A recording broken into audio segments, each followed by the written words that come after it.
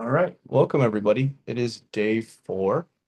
Let's go ahead and start with question of the day and then hotkey of the day.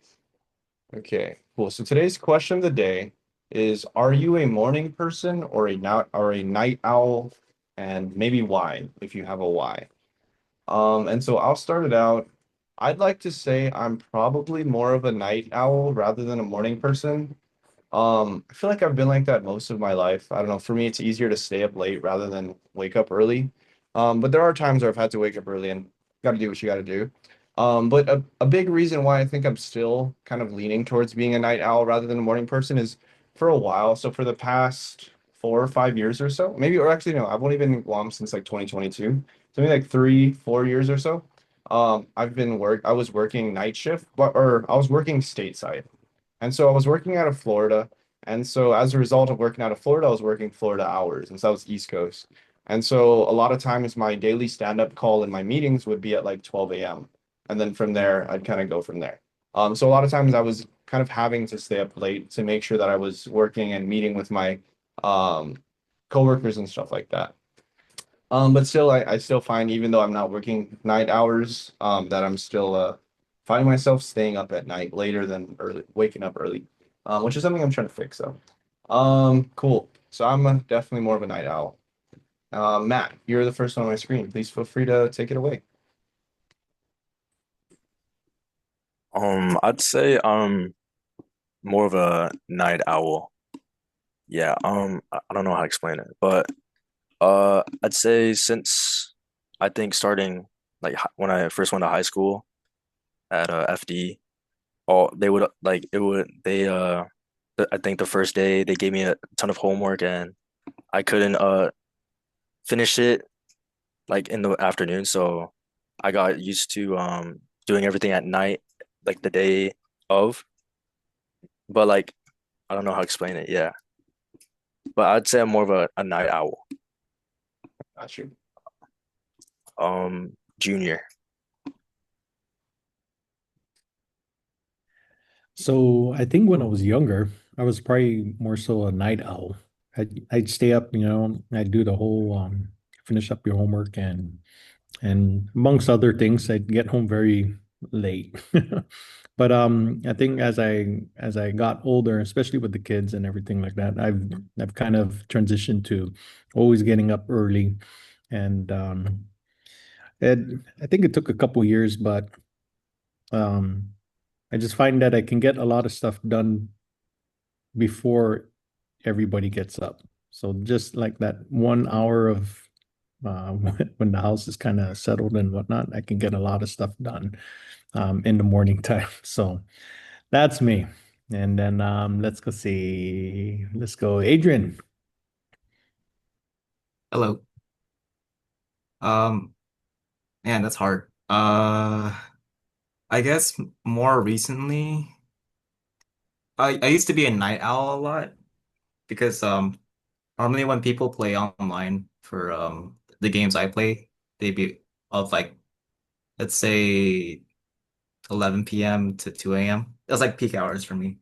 So I kind of had to force myself to stay up that late. But recently I've been more of a morning person. Like I've been waking up 6 a.m., 5 a.m.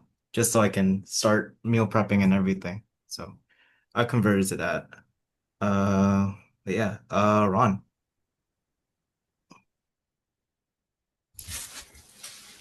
For me, definitely a night owl.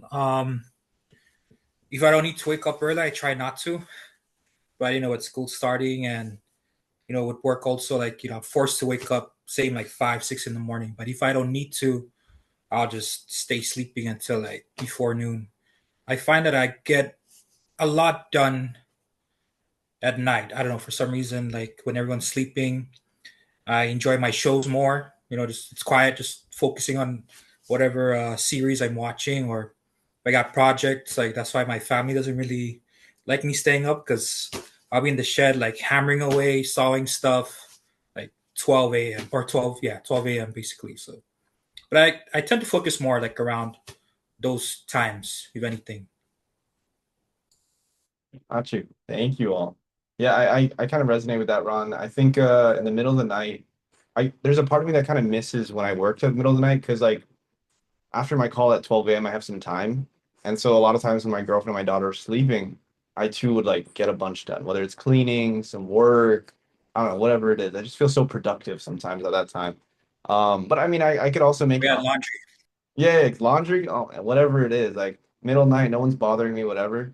But I could also make an argument for what Junior was saying too. The morning, sometimes if I wake when I used to wake up really early, I definitely could get a lot of stuff done there. So I think it's more like when no one else is bothering you for the most part, like when it's just you and whatever task it is you have to get done. All right, cool. Well, thank you all. And actually, Kiko, so the question of the day was, are you a more of a morning person or a night owl? And maybe why? Sorry, I'm in my car. I'm on my way home. Oh, okay. I'm definitely a morning person. I like getting things done before noon, so I have the rest of the day to do whatever else I need to do. Got you. That's given I have a free day. Sorry. No, Yeah. thank you. Thank you for sharing. All right, cool. So let's go through question of the day before we kind of dive into today's. Okay. So, today's hotkey of the day. Yeah. So today's hotkey of the day is option and right and left. And for anybody on Windows, it'll be Alt, if I'm not mistaken, or wait, no, wait, what am I? No, it's not command. I'm so sorry. It's command or control. So for Mac, it's command. For Windows, it's control. Sorry, I wasn't even sure. It's kind of just muscle memory for me to click the keyboard. I thought I was clicking option, but I'm clicking command. Or I'm holding down command right now. And if I click right or left arrow, if you notice, it's going by like the entire word rather than by individual character. So if I just click right, it's going by individual character. As soon as I hold down option, now it's going by word. And to me, this is a lot faster. You'll see most of the time, if I'm kind of trying to find a specific word or go to a specific word, I'm probably going to be using option right and left. And this isn't specific to VS Code. This is also in the terminal. So you'll also see, so one thing that I've seen a lot of people try to do is they try to click. It doesn't allow you by default to just click. Like I'm trying to click to go to a specific character, it doesn't allow you. And so what I'll do is the same thing, use option, and then if I click left, it goes the entire word, which is really nice. So instead of having to like click it every single time to go all the way to the end here, I can just go hit that twice and it brought me right there. Twice and whatever, etc. So option and right option, I'm sorry, not I keep saying option.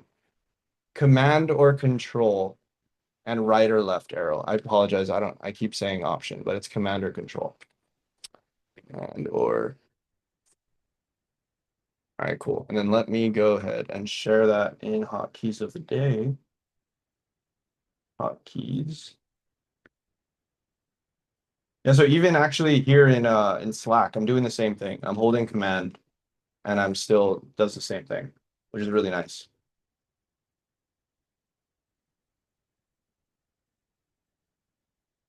Okay. Yep. So command or control plus right or left arrow moves your cursor all the way to, oh, I'm sorry. Oh, I meant to do a different one. Wait, I'm like confusing what commands I'm pressing.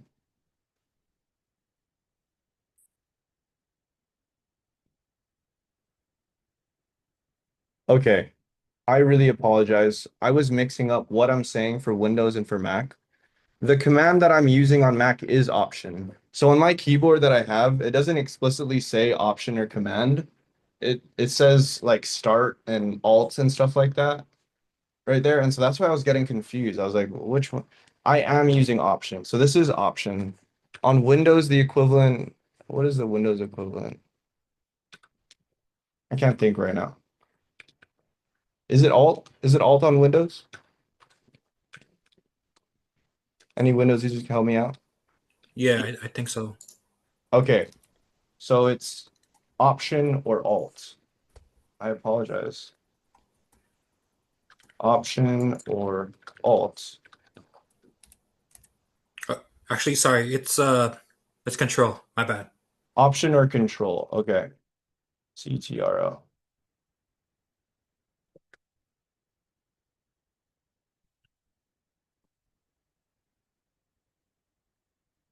Okay, cool. So option or control plus right or left arrow moves your cursor by word rather than by character.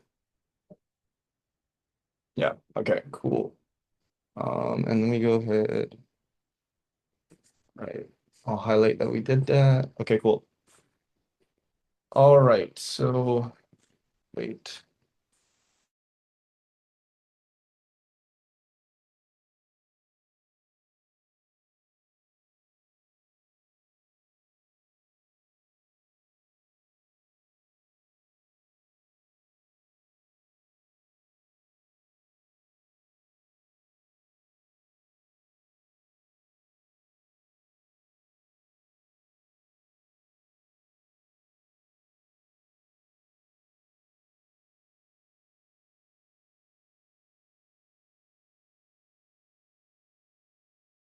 Sorry, Leon, I think you're still muted. Sorry about that. I sneezed and I thought I unmuted myself, but thank you for that, Ron. So basically I was saying we're gonna do a quick review of arrays and nested arrays before we go into looping through regular arrays and looping through nested arrays. Those are gonna be the kind of things we're gonna start with today. So for a quick review of arrays, for example, let's say I have a names array, and then from there I'm just gonna start at the top. We got Matt, and then from there we have Junior, and then from there we have Adrian, and then Ron, and then Kiko. Okay, so if I wanted to loop through this array, can anyone help me loop through with one of the two loops that we did yesterday? Anybody?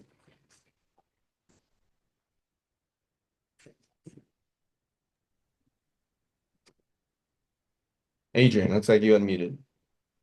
Yeah, How could I I'm loop? looking through the command, sorry. All good.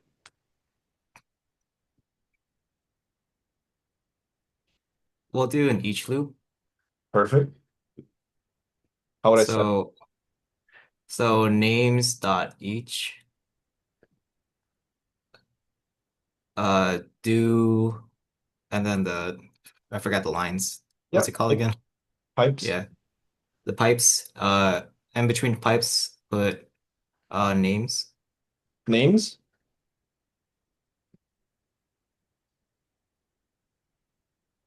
Yeah, Okay. and then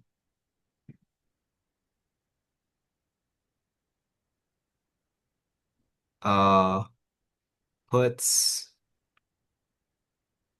uh quotes. His name is,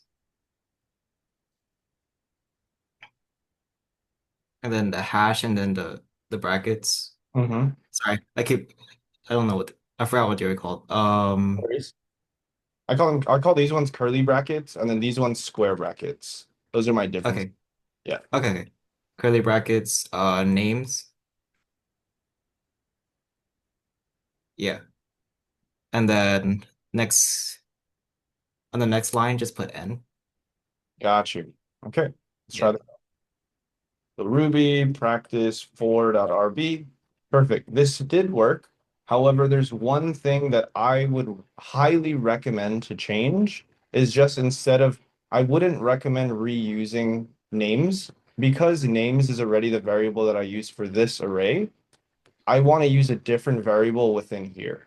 Just so that way, let's say there was a lot of lines in code, lot of lines of code here. I don't want to be Yeah. confused between what this names is versus what this names is. Because technically this names and this names are different. And so I would just recommend even like just doing name. Because Name. technically Okay. each element in here is a singular name. But other than that, you got it solid. It's perfect. Thank you, Adrian. All right, cool. And just to show you guys the other loop that we have is the while loop. So with that while loop, I'll have to do like I equals 0. And then from there, I'm going to go like while I is less than names dot length, because basically we want the loop to stop once I equals the length of this array, because then we'll know that there's nothing else to loop through. So that's why we want to stop it with this specific condition. And then I'm going to do my end. And then I'm going to go in here and I'm going to do the increment. So I'm gonna do I plus equal 1. And now I can do something like this, basically this same thing. I'm just gonna grab it. And instead of it being name, we're gonna go names at I. And you'll hear me say at, when I usually am saying names at I, I'm saying names square bracket I. I'm just kind of shortening the way I'm saying it. But yeah, so I'm doing names square brackets I, because I is going to be each index through the loop. And that means that it's going to be each element when we're looping through. So if we run this, perfect. We see the same exact thing. So two different ways for us to do the exact same loop. I personally like the each loop, but ultimately it's up to you. But I will say that it is important for you guys to understand and know how to do while loops, just because there are going to be times where you're going to have to keep track of an index one way or another. Like there's going to be times where we're not looping through maybe a specific set of data, but we're going to have to keep track of an index to know how many times has this loop ran or whatever it may be.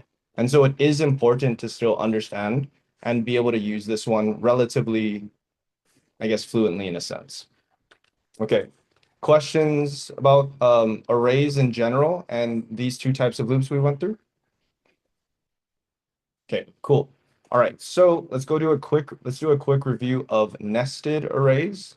So for example, let's go ahead and let's do like teams. Teams equals, and then from there, I'm gonna go, the first team is gonna be Matt and Junior. The second team is gonna be Adrian, and Ron. I think I keep forgetting to do my quotes. And then the last team is gonna be Kiko and Leon. All right. So right off the back, I want to see, could someone help me to print out? I want to print out Ron. I just want to print out Ron. Nothing else with it, just Ron. How could I do that? Um, it would be P teams, um, the square bracket, Mhm. 1, Yep. and then another square bracket, 1. All right, let's try it out. Perfect. Great work, Matt. All right. So building upon that, one last example. How could I print out Kiko, for example? Anyone else?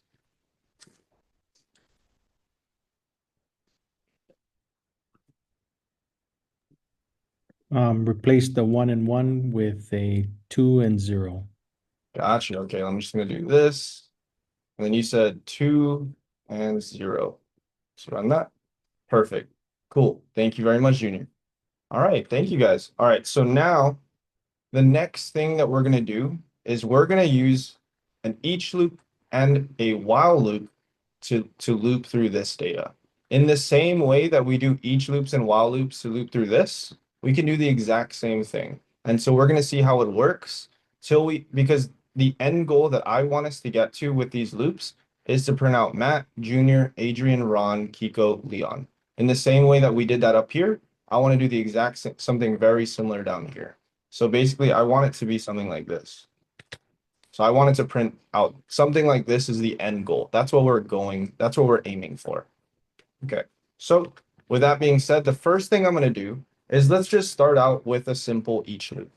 And so a simple each loop would be something like teams.each do. And because it's teams, so I'm going to use team singular because we're using plural teams as the actual array. And so then from there, I'm going to do end. I'm always trying to do my end immediately, so that way I don't forget to do it later. And so now within here, I don't have to do an index, so I'm not going to do an I plus equal 1. I don't have to keep track of that. So what now I can do is let's just see what happens when I do P team. Let's just see what does a team look like. So we're doing basically the exact same thing as we were doing with this names loop, this names each loop. And so let's just see what happens. Cool. So it prints out each team, which technically this is one team, this is two teams, or this is the second team, and this is the third team. So it's printing out kind of exactly what we're expecting. It's printing out the index 0, then index 1, and then index 2 of this teams array. All right. So now let's go ahead. Actually, maybe before we even do that, actually, no, let's go straight into it. So in the same way that we have a nested array right here, we can also have a nested loop. And so what I mean by that is, so now we can go team dot each do, and then I'm going to have another. So basically this team is referencing this variable right here, which is technically going to be this array right here. So basically we're having an outer loop that's going to loop through teams, and then we're going to have an inner loop that's going to loop through a singular team. And so I'm going to make this one like person, because to me it makes sense that each index of this loop is a person. So that's why to me it makes sense to use the variable person. I'm going to make sure I put my end. And as we can see, it's kind of, as this thing gets more complex, it's going to be more and more important for me to kind of put this end right away, because it's very easy for me to forget, and then our stuff's going to break. And so now let me go in and try to do p person. So let's see what happens. I run this again. Perfect. Now we see Matt, Junior, Adrian, Ron, Kiko, Leon. Exactly what we were hoping for. And so now, in order to get it to print out nicely like this, all we need to do is interpolate. So I'm just going to comment that out, and I can do like puts, and then let's say his name is person, because we know that person is going to print out each individual person in this team's array.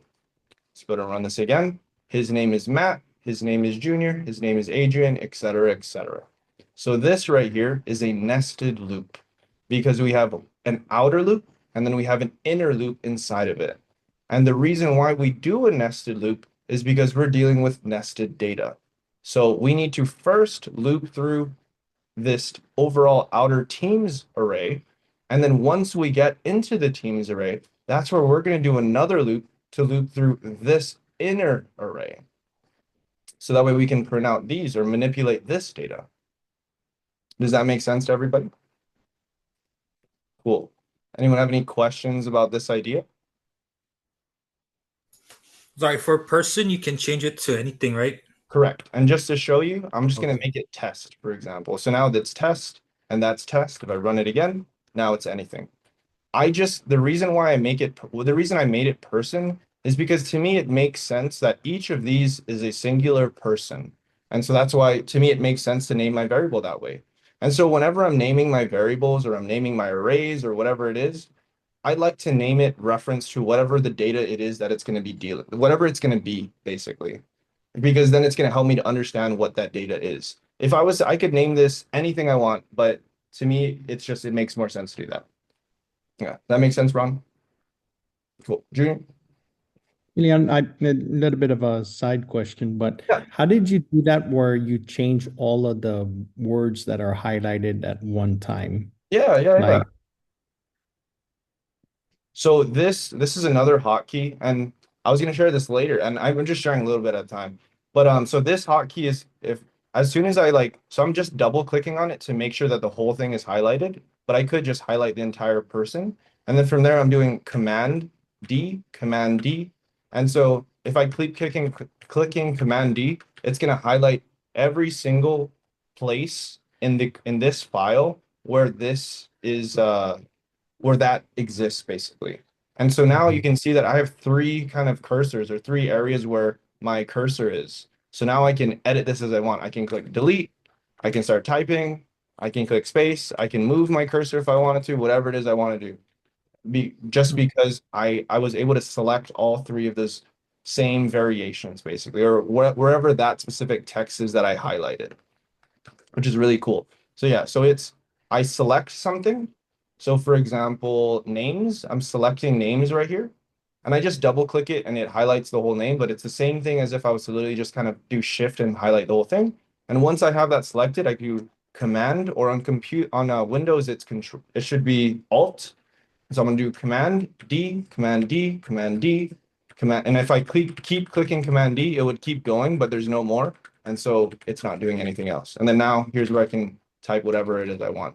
Something, whatever. I can also highlight here. Like anything that I could do with a single cursor, I could do with with that. Cool. Does that make sense? Yes. I will also add that into here now that we went through that. So it's Command/Alt plus D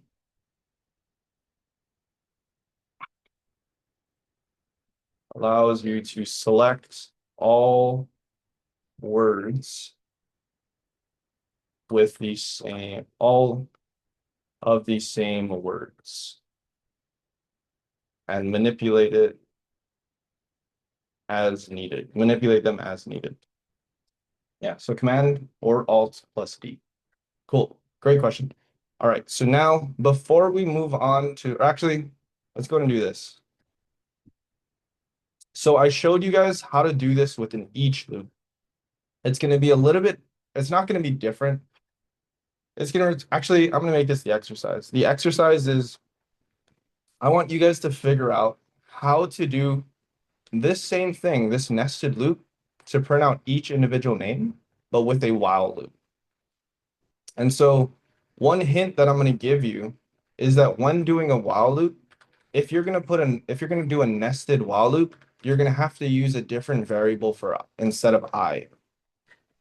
It can be whatever variable it is you want. So the outer loop, for example, would use I, the inner loop is going to use something else. And this is, I obviously haven't showed it to you yet, and so it's going to be a little bit of testing, but that's kind of my hint to you, is the inner loop is also going to need this, and technically this as well. Okay, cool. So actually, I'll just share this all this code with you. Go exercises, examples. So exercise, create a nested while loop. I want to emphasize while loop to loop through the teams array from the example above and print out each name with a sentence or in a sentence. Cool. You guys are good to share your screen and try it out.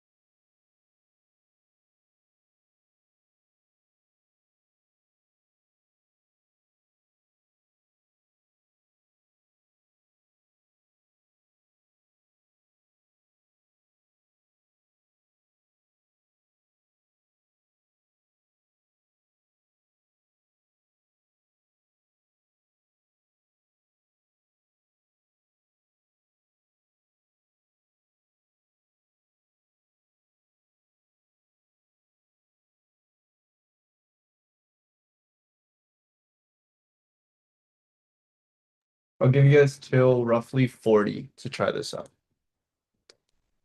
So roughly 5-6 minutes.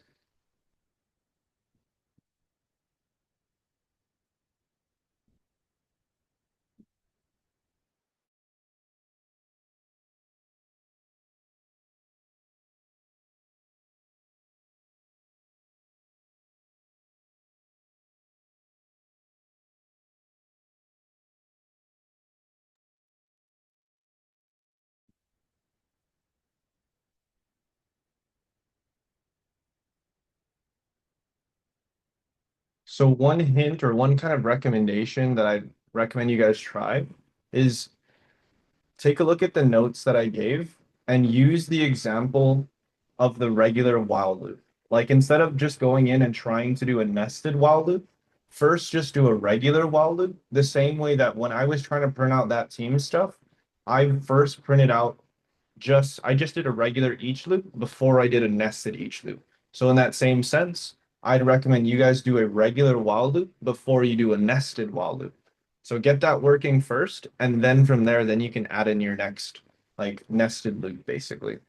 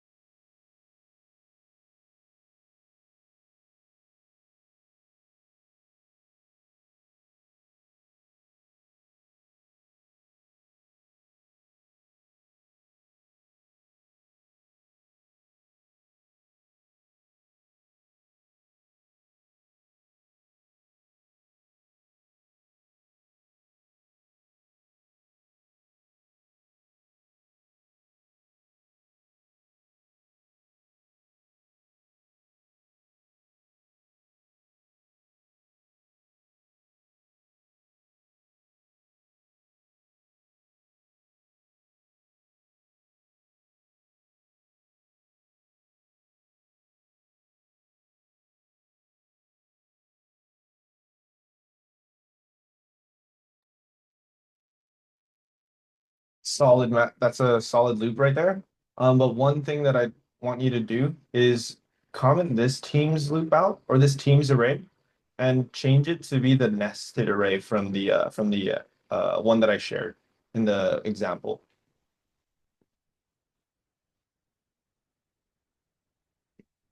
So you could just comment this out so that way you don't have to remake, or you can remake it. It's completely up to you. Cool. Yeah, you can go into Slack and just grab that one.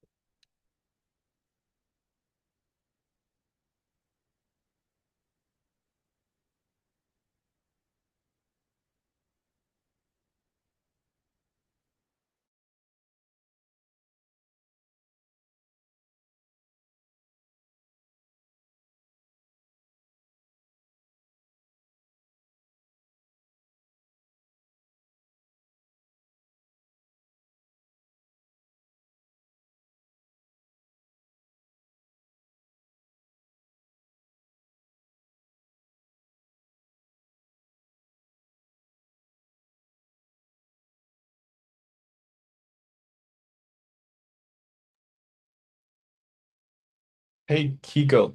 So to save yourself time for next time, I'd recommend using Control C. So Control C will basically, like if you have a bunch of stuff typed out in the terminal, instead of you having to delete it, Control C will just allow you to go to the next line. It'll like basically skip everything that you just did there. Yeah. So next time, go ahead and try that out. The Control C. But yeah, other than that, your loop's looking good.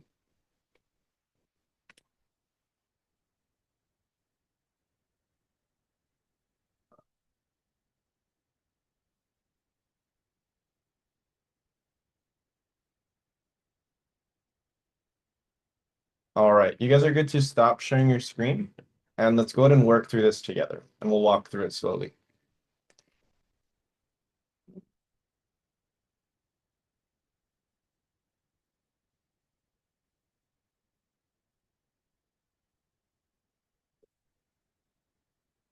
All right. All right. So, see, we are trying to do this. So we're trying to create a nested while loop to loop through this teams array and print out each name in a sentence. Basically, we're trying to do this exact thing, but with a while loop instead of a each loop. And so in order to do that, let's go ahead and do this. The first thing I'm going to do, let me go ahead and I'm going to comment out any other code that I'm not using because I don't need it to be printing out into the terminal when I have it there or when I'm not dealing with it. Okay. So the first thing that I recommended you guys, that you guys did was create a regular while loop. So to create a regular while loop, we're going to go I equals 0 because we're going to have to keep track of the index. So whenever I'm creating a while loop, I'm like almost always going to do I equals 0. So I equals 0, and we're going to go while I is less than teams.length. So basically, we want it to stop once it gets to the length of this array, of this technically the teams array, which is technically 3. So once I gets to 3, stop the loop. That's basically what that's saying. So now I'm going to click end. I'm going to type end. I'm going to go back into it. And then the next thing that I have to do is I plus equal 1. So this right here, whenever I say, hey, create a while loop, I want your mind to automatically think of something like this. Like this is the default.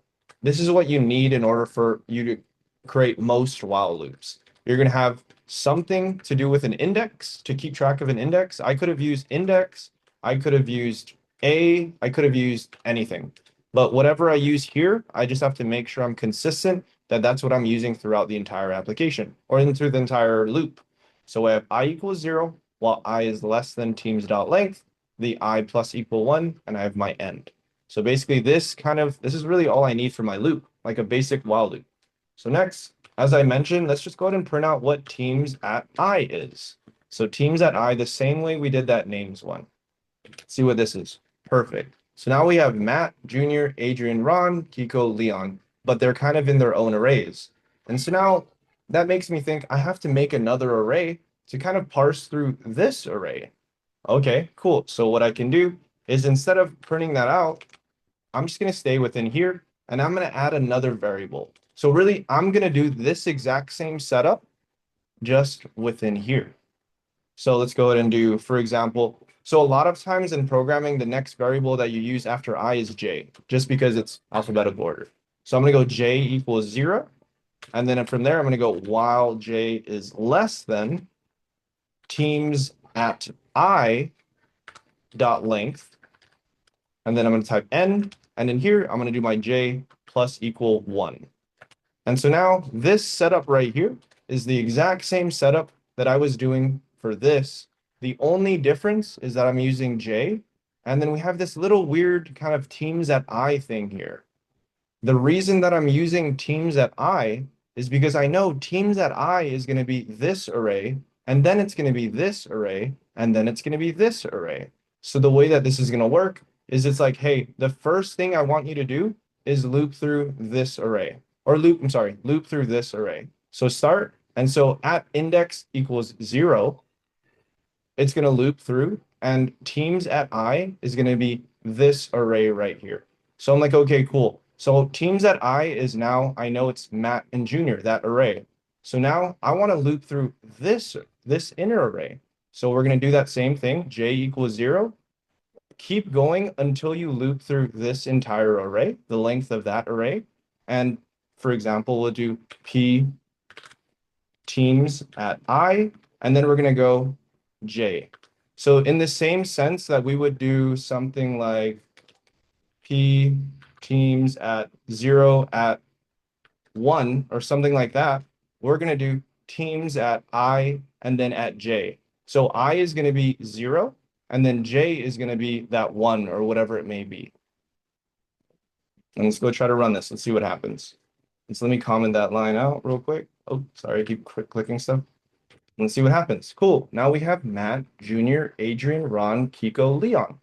And so now that we have that, now I can just use the sentence. Puts his name is teams at I at j. Run this. His name is Matt, Junior, Adrian, whatever, and so on and so forth. And so this is actually, it's not super intuitive at first, but once you guys get this down 1 or 2 times, it'll make a lot more sense. And so really the way that I want you to think of this is first disregard all of that altogether. Just create the outer loop, which is going to print this. Once you have this, then you know what teams at I is, which is going to be this, then this, then this. So what we need to do next is we need to loop through this array, which is exactly why I just did that same exact thing again with a different variable. And so now we're looping through teams at I versus just the teams array because we have to go in a level first. Okay, sorry, questions, comments, there's a lot going on here. So feel free to ask questions or I'll also share the solution so that way you guys can mess around with it for a little bit. And yeah. Okay. So let me share the solution. So for the next 3-4 minutes or so, I want you guys to mess with this solution. And then after that, I'm going to create another example for you guys to basically do it again for yourself. So there's the solution. And then I'm going to create another loop. I'm going to create it right now. Let's do like, what's another thing? I don't know. It's going to be items. And then we're going to have phone, computer. And then from there, we'll have like broom, dustpan. I don't know. I'll give you anything, whatever. And then the next one, let's do like car, truck. Not the best nested array, but the idea, it's more of the concept rather than the content in here that matters. Okay, so your exercise now, create a nested while loop to print out each item in the items nested array, which is this. And actually, before you do that, take a look at the solution above and get it working on your local computer. And then from there, based on that, create the nested while loop. Okay, cool. So the first thing I'd like for you to do is just go ahead and just copy this entire solution, do Command C, and go in here. And actually, I'm sorry, let me include the teams array as well, so that way you guys can just copy the whole thing. Let me do this, edit. All right, cool. There, the teams array is there. So go ahead and just copy this whole thing and paste it in here. And I want you to basically run this code and see how it works. Go through it line by line. After you've got that working, then from there, create a nested while loop to print out each item in this items array. Cool. All right, you guys are good to share your screen and try that out. Give you guys a little bit of time on this before we take our 10-minute break.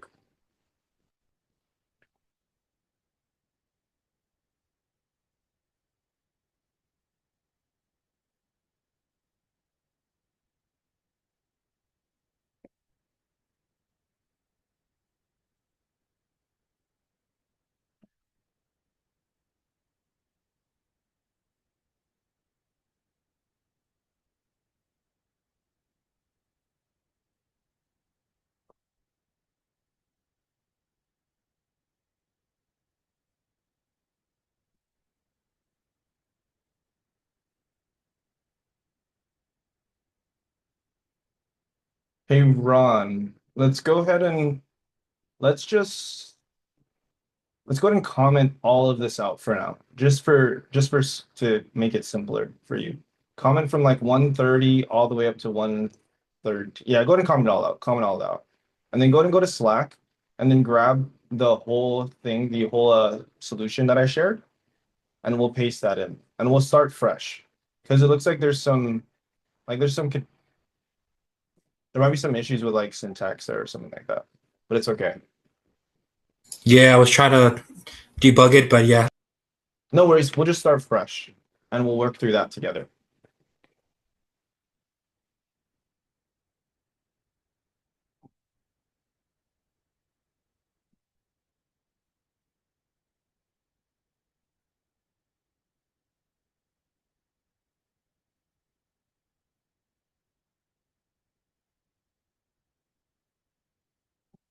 Perfect. Try running that wrong. Let's make sure that works. All right, cool. So this works. And so now you can take a look at each one of these, each line here, see how it works. And then from there, you can get the items array. And basically, you're going to do this exact same thing just for the items array.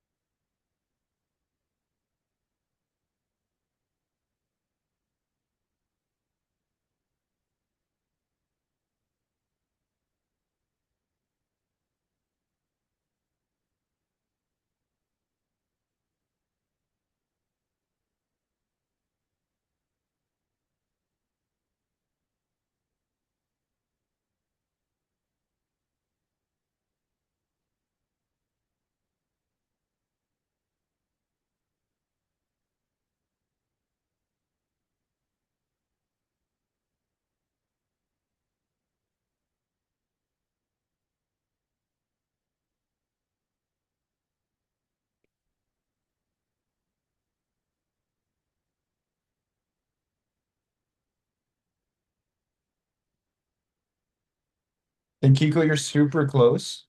You just, no, that's good. You can go to leave that, go ahead and leave that to items. Perfect. So what you need to change is you need to change this to be items up there on the top.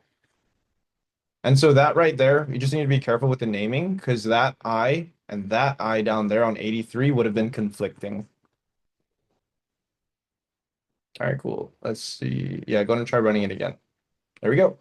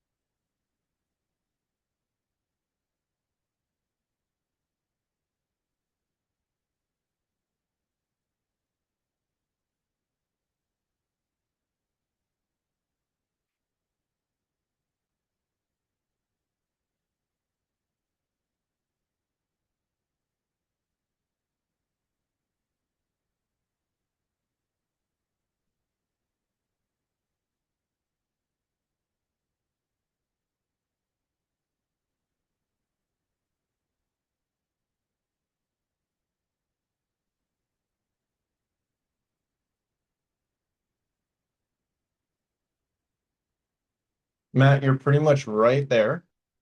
I want to see if you can figure out, and you don't need to tell me, just I want to see if you can figure out why are you getting all of these, like, why is it printing out all that stuff? There you go. So see if there's anywhere else where you're printing out something where you don't need it anymore. Yep, perfect. Run that code again.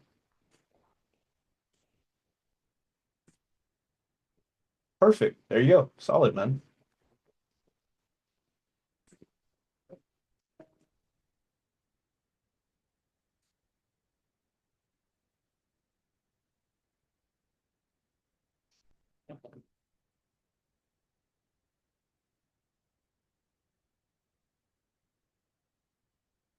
Hey, Ron, I want you to take a look. You're really, really close, Ron. So go ahead and no, go ahead and make that to be I again. Make that I. I want you to take, before you change anything, I want you to take a look at this error right here. Let's see what it says. Go ahead and read this line and then read this line. I'm not saying read it to me, but just to yourself. And I want you to see, and here, actually, let me remove my line because it's blocking some. There's a little arrow pointing right there. That's why.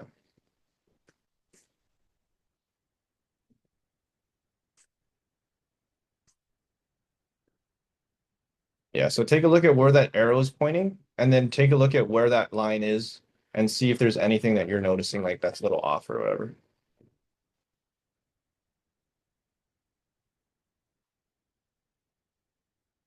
Perfect. Okay. And we'll run this and we'll see what's gonna happen next. All right, cool. Do Control C.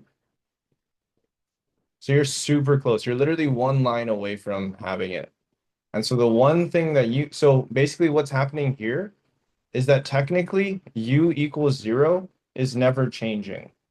In the same way that you do this I plus equal 1 to make sure that I goes up and will eventually reach the item's length, you need to do something very similar for U.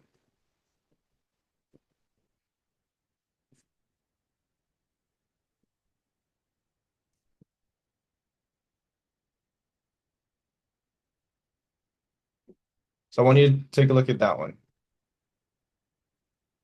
versus that one.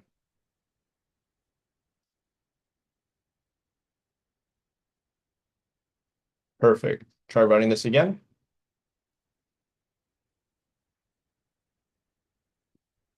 Nice. Cool. So you happen to be printing out some more stuff, but I think you can figure out why do you think that's happening? And don't tell, not necessarily asking you out loud, but why do you think you're printing out that stuff? See if you can figure out how to fix that. Because it seems like you're printing out some extra things, basically. Seems like you're getting the right answers, but you're printing out some stuff before it.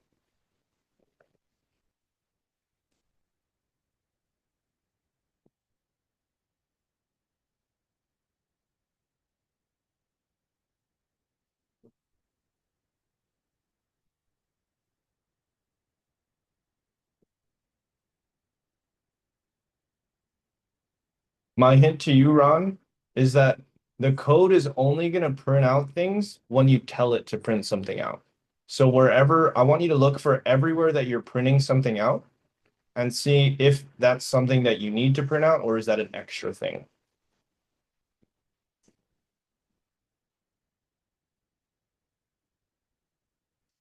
Cool. Try printing it out again.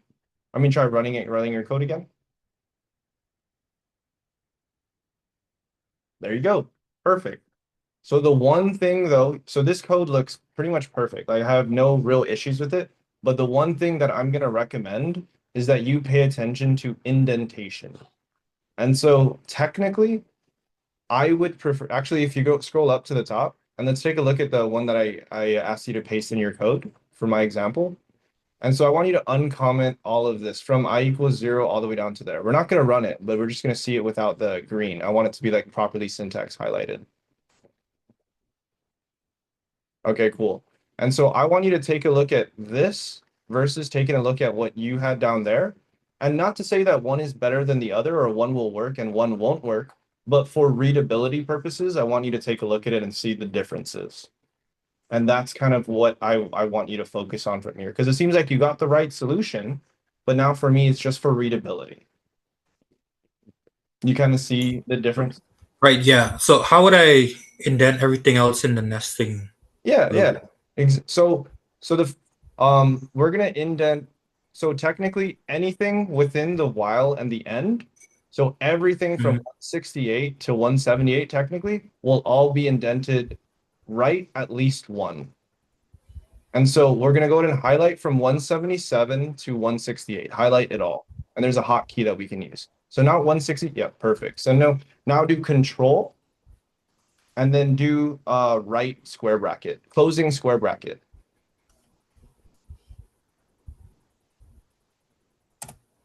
Perfect. Okay, cool. So we're getting there. And so now there's one more time that we need to do that.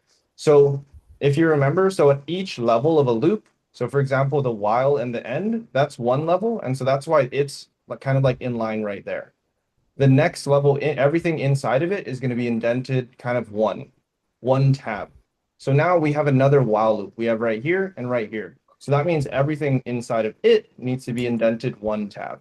So not the end, just the U and the P. Because the while loop, the while and the end are perfectly fine at that level because they're in the same level as this, all of this stuff basically inside the outer loop. Perfect. And so the other thing I want you to pay attention is look at like these lines right here. So we can see that 167 has a line that points all the way down to 179. The reason that's there is it's there to help you to see that this is where it starts and this is where it ends. And the same thing, if you look at 172 and 176, we can see there's also a line right there. So we can see that this one starts here on 172 and it ends there on 176. And so anything with inside those lines has to be tabbed one to the right. So at the least to make sure that it's indented properly. And so that way we can clearly see where does this loop start? What is inside the loop? We can also clearly see that there's a nested loop in there and anything else that we would need to know. Does that all make sense? Yes, thank you. And Alright. there's not like an automatic feature for that, right? We just have to indent it as we go. So technically it should be indent like as soon as you, so for example, here I'm gonna share my Right, screen. like right when you press while and then it's supposed to just like in Yeah, on yeah. its own, right? Actually, if everybody could stop sharing their screen, there's one more thing I want to show you guys, and then I'll let you guys go on break real quick. And I'm just gonna turn on the light because it's super dark.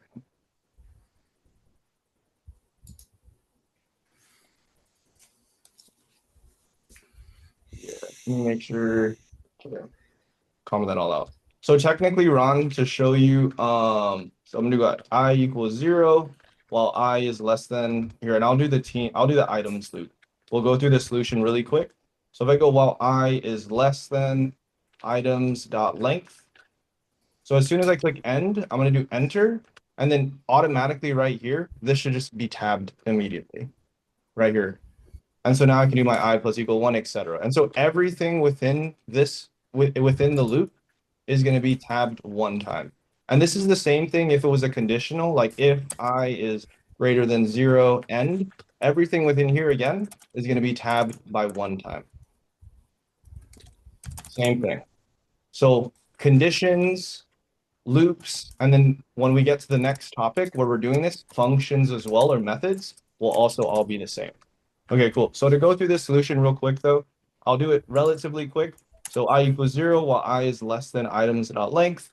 So now I could do like P items at I. And let's just see if this works. Cool, we see that. So now I know that I have these arrays right here at this level. So now I know that I can go and loop through this. So let's go ahead and do J equals 0 while J is less than teams at I dot length. I'm going to go N, and then I'm immediately going to do my J plus equal 1. And so now within here, I can just do puts the item is, and then it's going to be teams at I at J. So let's go to run this. Undefined, oh, I'm doing teams. It's meant to do items. Oh. Items. There we go. Cool. The item is a phone, the item is computer, broom, etc. So we got it working. And so what I was showing Ron, so that way everyone can as well see, is there's nothing wrong. So I'm gonna make everything not indented. So there's nothing necessarily wrong with this code. Like this code isn't broken. We can see it runs perfectly fine. However, to me, this looks very not readable. To me, this looks like it's hard to tell where does this loop end? Like, is this loop a part of this while loop or is this a different loop? Like to me, I can't really tell like very easily at the least. And so that's where I would recommend being careful with indentation and paying attention to it. So basically we have like the outer loop. The outer loop is going to be at whatever, like basically all the way to the edge. Anything within the within inside the outer loop will then be indented by one time. So I'm clicking tab one time.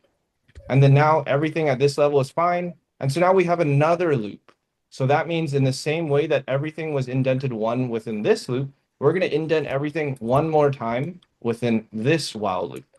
And so that's exactly why we have two different levels in this loop, or two different like kind of sets of tabs.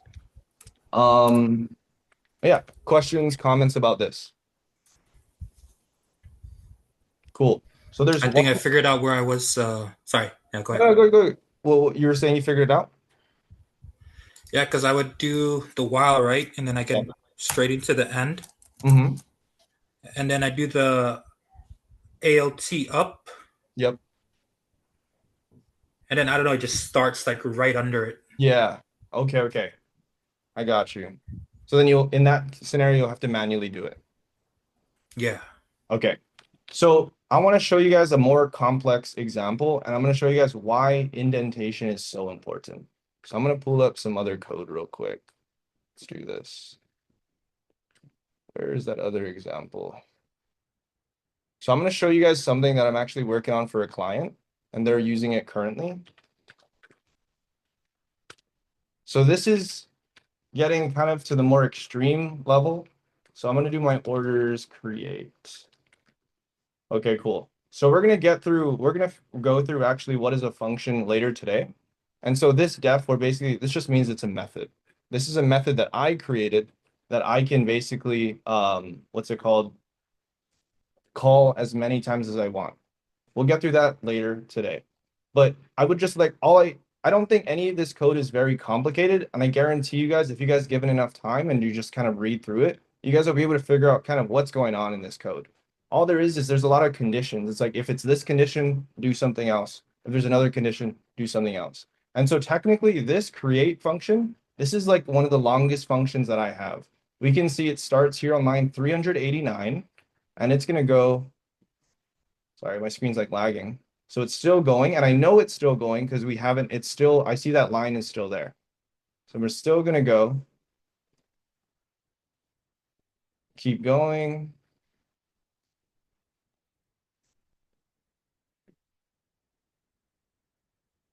There, it ended right there. And I know it ended because this hard white line, this like kind of brighter white line, there's the end right there. If I didn't indent anything in here, I would have no idea where that ended. This was like 500 some lines of code for this one function. And I don't think you should usually do this. It depends on kind of what's going on in this scenario. But because of how many different levels there are in here, how many different conditions and all that kind of stuff, I need it to be indented. If I didn't indent it, it's going to be so much harder to read. So just to show you guys what it would look like, I'm just going to quickly do it. Started at 389 right here. So if I don't indent any of this stuff, now it's like, where does anything begin? And I'm kind of going to the extreme here, but it's like now I have no idea is this condition here or there's another condition down here? Like, where does everything begin and where does everything end? And so what I'm trying to emphasize to you guys is this is why I want you guys to practice now to focus on indentation and these little things, because eventually it's going to make a huge difference in the future. It's going to be that more important in the future. And let me just Command Z. All right, cool. Questions, comments about anything that we've went through so far? All right, cool. So throughout the class, I'll actually be referencing software that I actually use for like different concepts that we do. And so I will show you guys kind of what it looks like for like let's say production software, and we'll reference what we're doing to guys show you guys where this is going towards basically. Okay, cool. Let's go ahead and take a 10-minute break. We'll come back at 20 past and we will continue.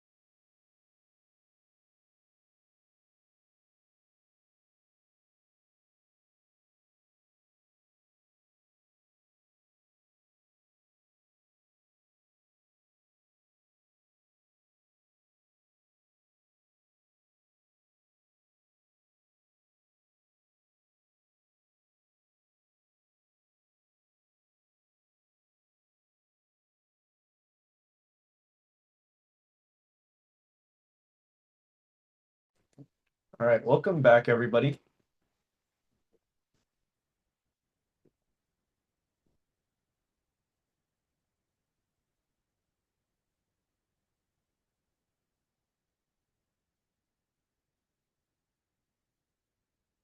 All right.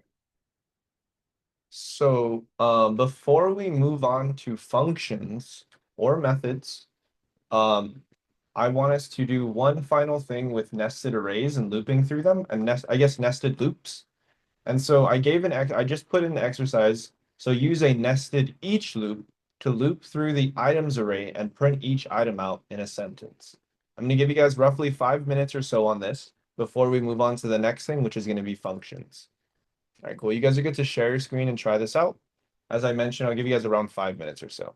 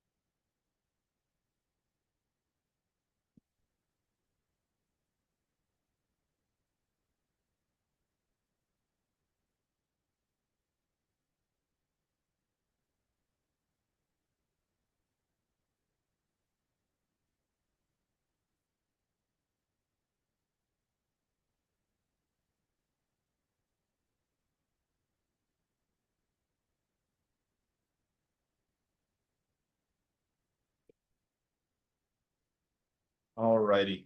You guys are good to stop sharing your screen. We'll go through the solution real quick, and then what's it called? We will move on to the next thing.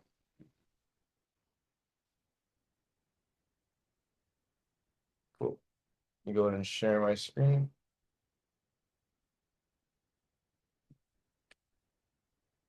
Okay. So the exercise is basically to use a nested loop to loop through this same thing. Oops, sorry. Okay, so I'm going to comment this out. I mean, a nested each loop. Comment that out, and I'm going to do it right here. So the first thing I'm going to do is I know it's an each loop. With each loops, we no longer have to do an index, like keep track of an index. So I'm just going to go items.each do. And so I'm going to use item. And then immediately I'm going to put my end to make sure I don't forget it. And now let's just go ahead and p item. Let's just see what item is. Perfect. Items phone. Items this array of phone and computer. And then it's the next array of broom, dustpan, and then car, truck. Perfect. So now the next thing I can do is I can go item.each do. And then I have to give it a different name. I can't use item anymore, and I cannot use items. So maybe I'm going to use thing. I don't know. And then I'm going to put end. I'm going to make sure I put my end. And so now each object or each element in this inner array should be thing. So I'm going to print out thing, see what thing is. Cool. Thing is phone, computer, broom, dustpan, etc. Perfect. And so the last step is to just change it to be puts. The item is thing, whatever thing is. Run it. Cool. The item is phone, computer, whatever. Okay. So two different ways to do the exact same thing. I'm going to ask real quick, does anyone have preferences on which loop you prefer? Any preferences? I like the each, but I always forget how to do that one. Yeah. Like how to It takes call a- it or Mhm. structure. I got you. I want to say probably most, if not everybody, probably is going to prefer the each loop in this scenario, just because yeah, the while loop to me just seems unnecessarily like sometimes you gotta like why do I have to do that kind of thing. But I want to say I don't necessarily like to do the while loop as well, not as much at least, but it is important to understand the concept. So I do want to say yes, I will use the each loop almost every single time, but there are scenarios where I have had to use a while loop or at least an index and something like this. And so I'd say getting familiar with it and making sure you can do it if you need to is important. Okay, cool. So let me slack out this solution.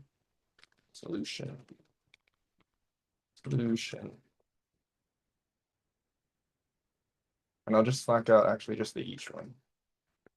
All right, cool. There we go. All right, cool. So now we're done for now with arrays and loops. So we're going to go through the next kind of pretty big programming concept. So the next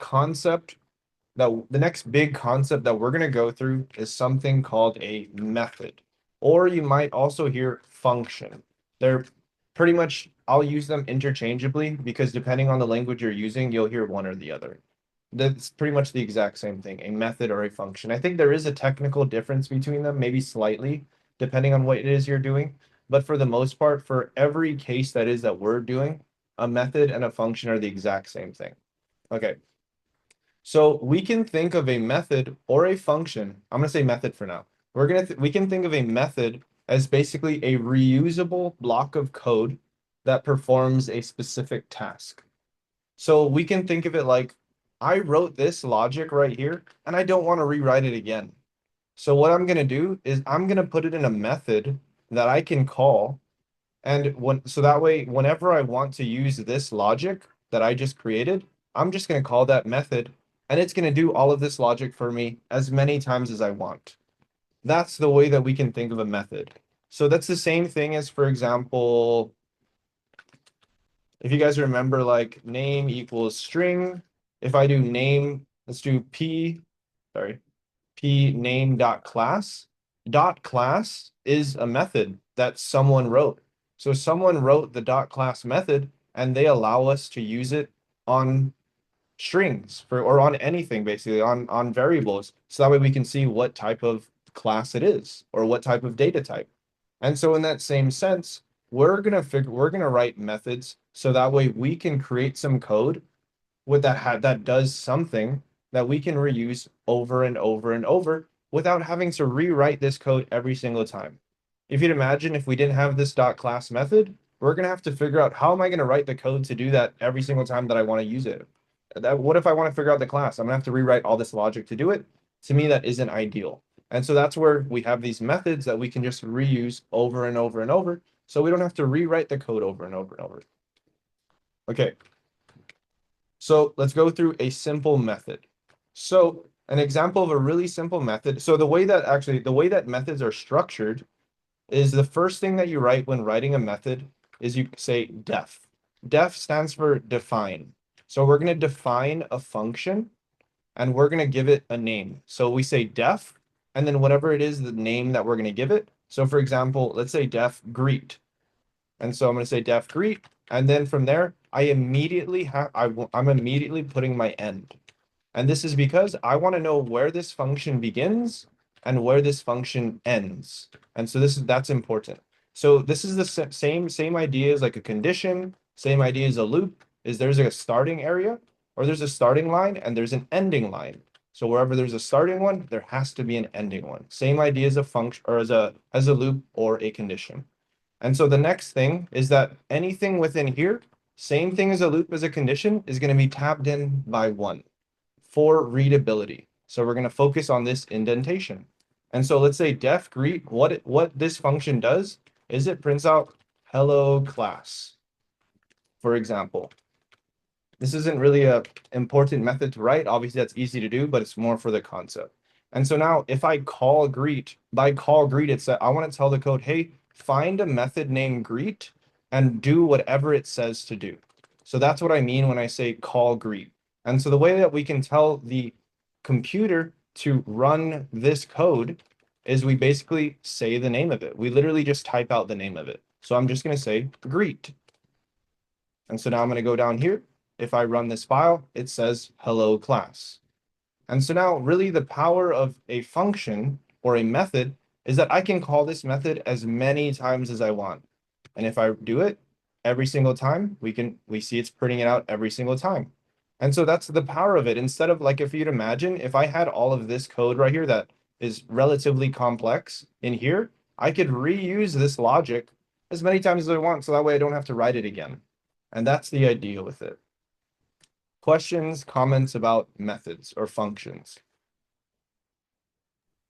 Leon, when you do the functions, so when you make your own function, you don't do like you don't do the dot or the variable I get dot what you're greet. saying. Just go greet. Correct. You're just calling the actual function. So technically, Okay. like dot class and those kind of things, they're slightly different. They're a function, but we're calling this function on like something. For the functions that we're creating right now, we're just creating a function, like a general function that can be called by itself. It doesn't need something. It's like I couldn't just call class. Class won't work because it's not a function that you can call that way. The functions that we're creating are functions that just go by itself in a sense. Yeah, great question. Cool. All right, so yeah, we don't need to go through that yet. Okay. Yeah, we're gonna go through one more thing and then I'll give you guys an exercise. Okay. So the next concept, I guess, with functions that I want to share with you guys is this idea of parameters. And so what a parameter is it's basically a way for us to give this method access to some data. It allows us to kind of give input to this method.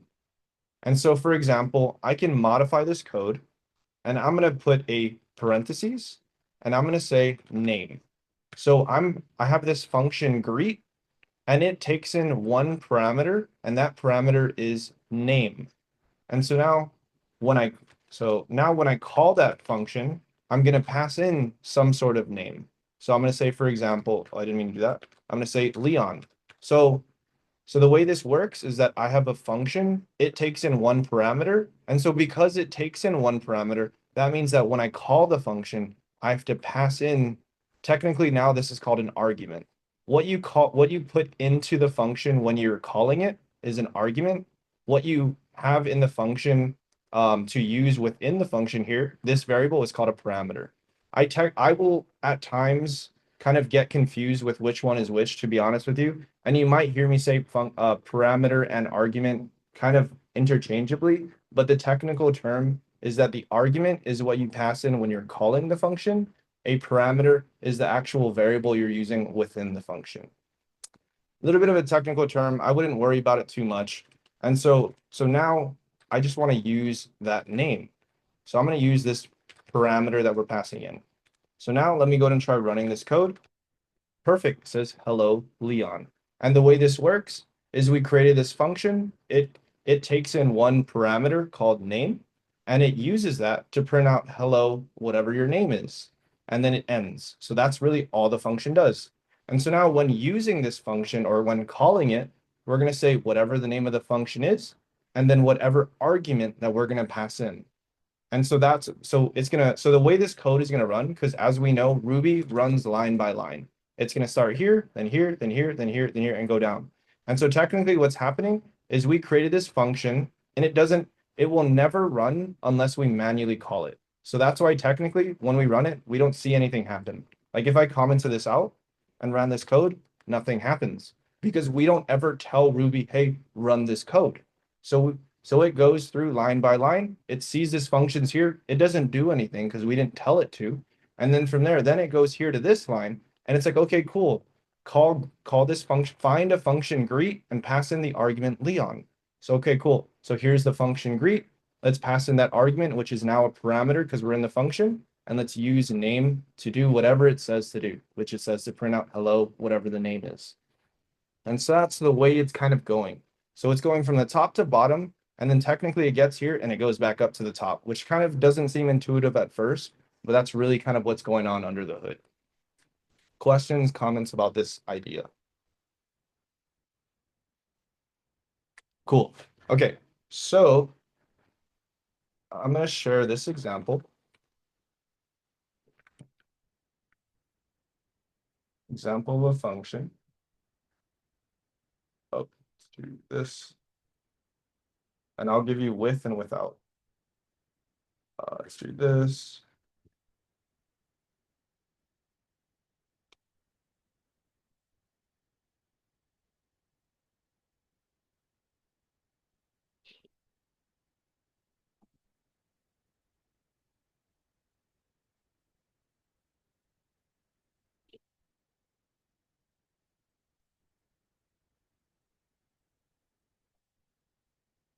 Okay.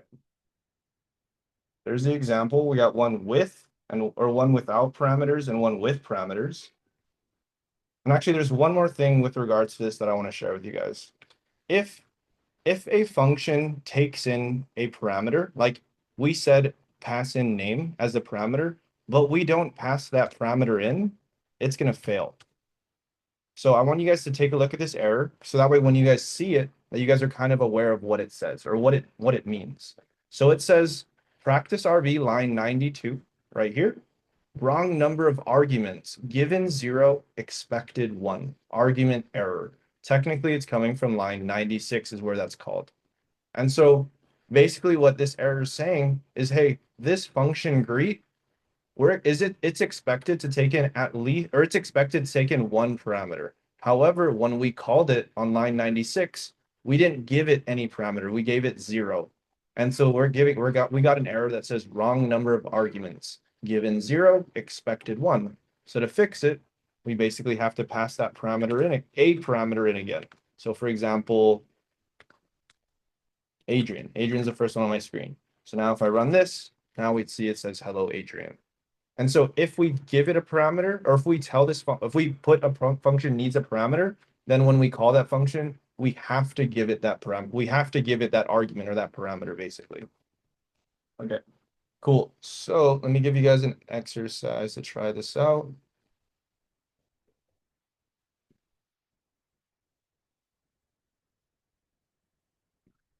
Let's do this exercise. Create a function called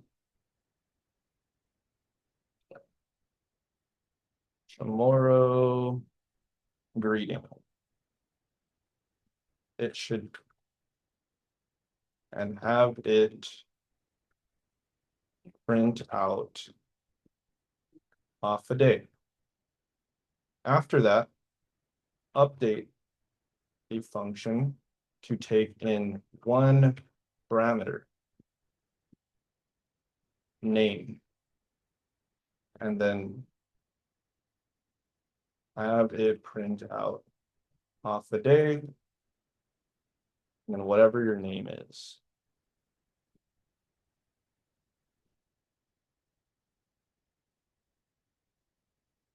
All right, cool.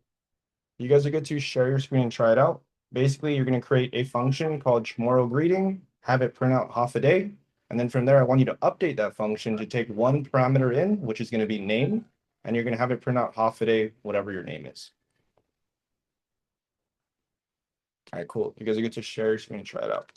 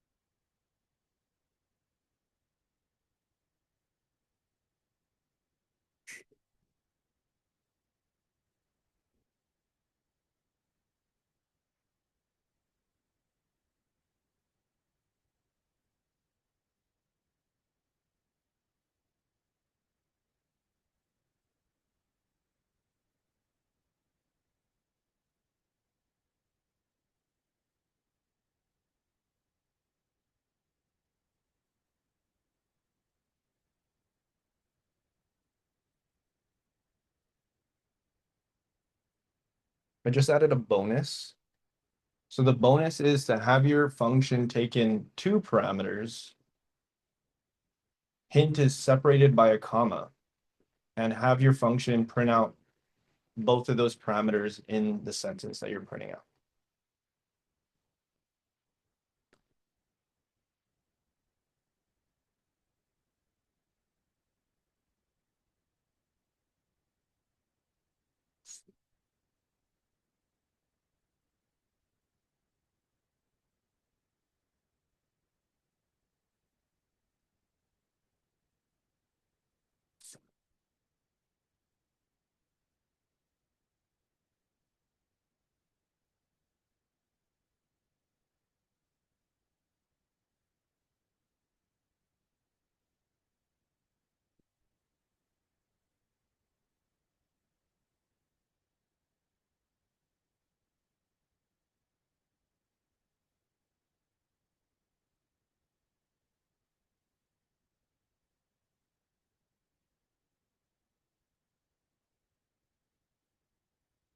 Hey, Ron, great work.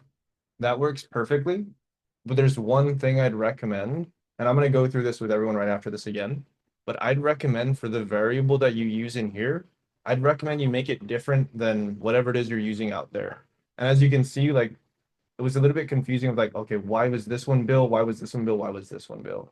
And so my recommendation is whatever variable you're using here, it's kind of generic. For example, that's why I like name or something like that, where it's kind of generic because it could be anything kind of in a sense. And so now you're going to change this one to name. So whatever you use up here has to be what you use within the function. Cool. Try this out again.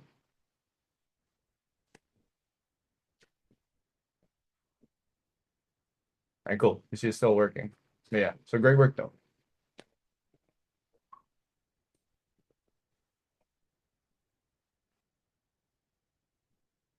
I'm gonna give you guys a couple more minutes on this before we I'll show you guys the solution and we'll work through the next thing together.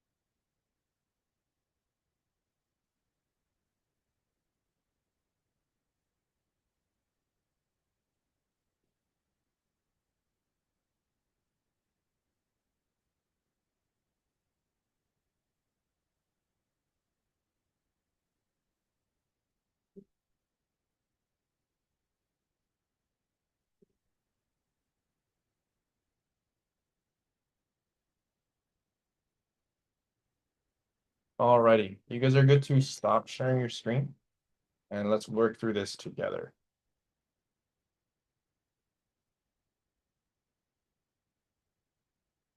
Okay, let me go ahead and share my screen. All right, so the first exercise, let's go ahead and just grab both of these. Comment that out, paste that here, and let me go ahead and comment all of this out. All right, so the first exercise is to create a function called tomorrow greeting and have it print out half a day. So to create a function, I know that the first thing I need to do is I need to define the function. So technically, I'm going to use def. I'm going to use def, and then I'm going to say what the function's name is. So for example, tomorrow greeting. And then immediately I'm going to put my end to make sure I don't forget. And then one tab in, I'm going to start writing what the function does, the logic for the function. So we want it to print out half a day. So I'm going to do puts half a day. And then now, in order to call the function or tell the code, hey, run that function, do what's in there, I'm just going to say tomorrow greeting. I run the code. Cool. This is half a day. So one thing I want to quickly share, this isn't important to Ruby or yeah, whatever. One thing I want to share is that usually most languages, when you call a function, you put parentheses here. And that's because technically that's where the parameters are getting passed in. But Ruby's really nice and lenient. And so if you're not using if you're not using parameters, you just don't have to put it. So that's one kind of nice thing about Ruby. So other languages though, for example, JavaScript, even if you're not passing in parameters, you'll see that they'll put parentheses there. Because calling a function and stuff like that is kind of the same in most languages. Okay, so anyway, so we did that first part. Now we want to update the function to take in one parameter, which is going to be name, and then have it print out half a day, whatever their name is.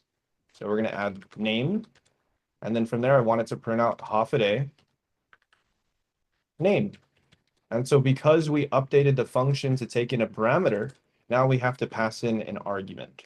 So let's say, for example, the next person on my screen is Junior. Let's go ahead and run this. Half a day Junior. Cool. So before we move on to the bonus, one last thing that I want to share is I want to say be careful or keep in mind or maybe be cautious of what you use as this variable. So kind of, if you remember yesterday, where I think Junior, you asked the question of like, okay, hey, is that variable only available in here? This name variable is only available in here. If I try to do puts name and run this, we're getting an error. Undefined local variable or method name for main. So basically, name is a variable that's only available within this function. The other thing, though, with regards to being careful with what you're naming, is it's very easy to kind of use this variable outside. Like if I did like name equals Matt, for example, and then do puts name here, this isn't going to break. It works. However, it's once this code is getting more or as this code's getting more complex, it's like, okay, is this name referencing that name? Is like what is the difference between all these names? And that's where you're gonna have to go through line by line to figure that out. And so that's where I recommend using variables that you haven't used yet within this file. So that way you're not confused on like, is this the same thing as this? Why is it printing out different names if it's the same thing? So that must mean it's not. So then I'm gonna have to go in and debug and figure out, okay, oh, that is different. I just happen to use the same variable. And so that's where I would really recommend being careful with being cautious of what variable names you're using. Okay, cool. And then the last thing is the bonus. So have your function take in two parameters separated by a comma and use both of those parameters in the sentence you print out. So I saw a couple people they were doing age. So I like that example. So I'm going to go ahead and use age. And so the way that you pass in more parameters is that you just put a comma and then whatever it is that you wanted. So for example, name, and he is age years old. And so because I'm passing in two parameters, I have to pass in two arguments. So for example, let's say 26 and let's say Leon. So now I'm going to run this. Cool. Hafide Leon, and he is 26 years old. The sentence doesn't really read very well, but you kind of get the concept. And if I was to add another one, let's say village. And he lives in village. So now I'm gonna have to go back down here and do Barragata, for example. Run this, Hafide Leon, and he is 26 years old and he lives in Barragata. And so we can kind of keep just expanding upon this. But this is how we deal with multiple parameters. Okay, I want to ask you, this is kind of a what do you guys think kind of question. So what would happen if I don't pass a village in? What do you guys think is going to happen if I run this code?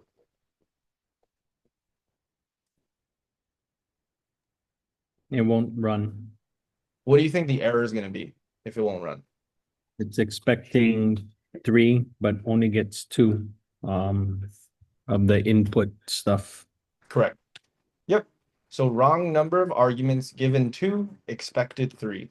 So once again, if we say however many parameters we say a function needs to take in, that's how many arguments we have to pass in when we actually call that function. And so that's why it's giving us that error. So let's pass in Barragata again. We run it. We see it works. Perfect. Okay. Questions, comments about the exercise? Yes. What's going on, Junior? So I had a question when I was trying to do this, and I didn't put my name in quotations as a string. It said it was expecting a string or something in the method.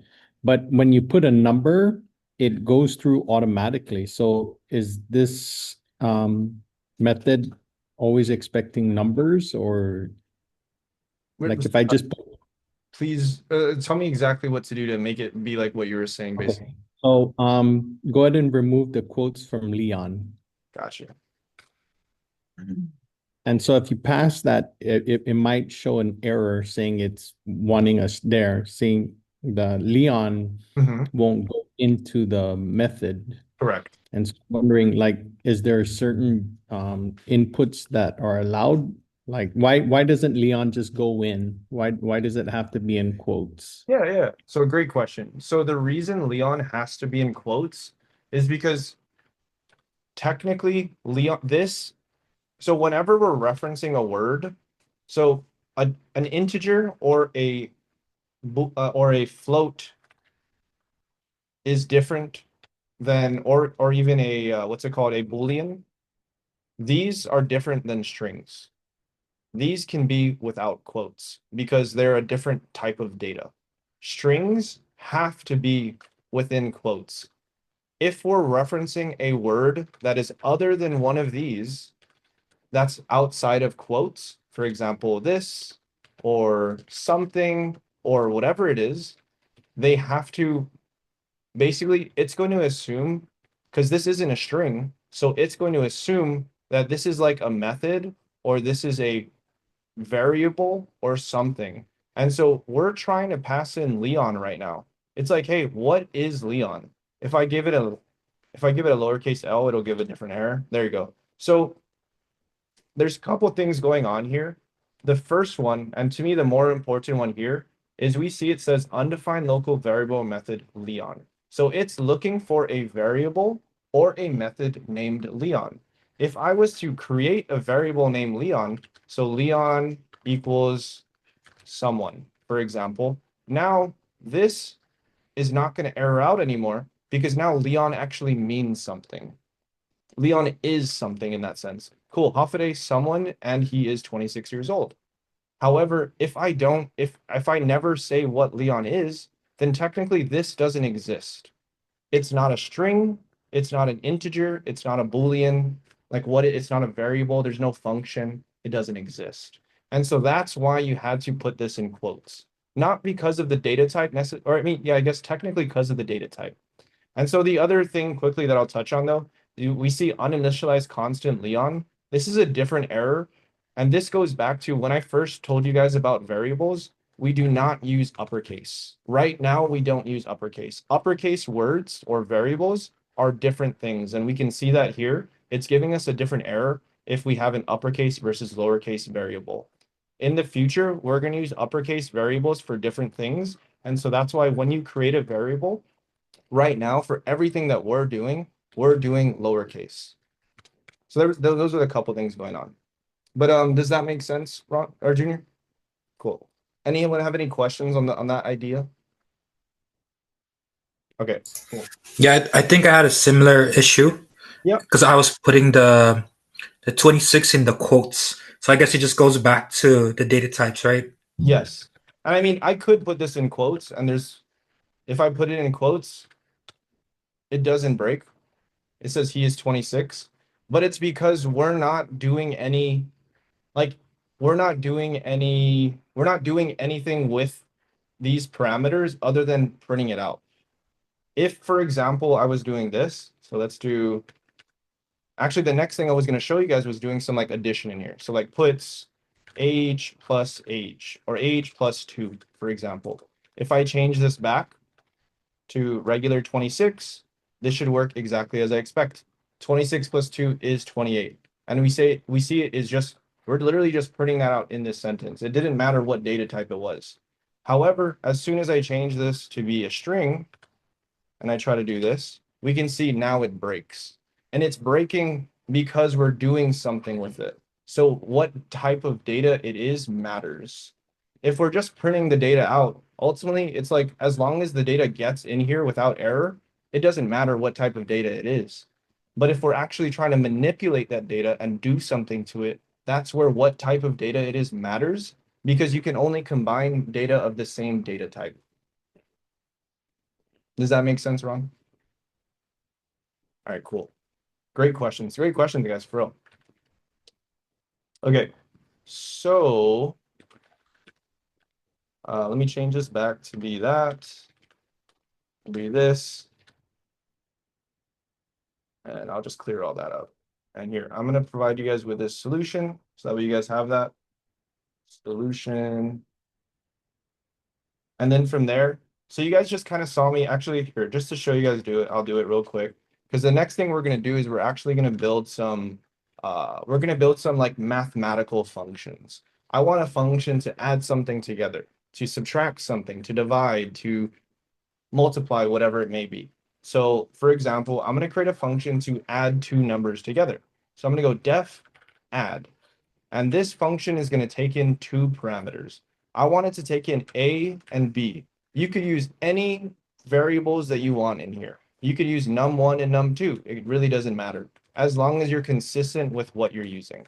So now I'm going to do puts A plus B.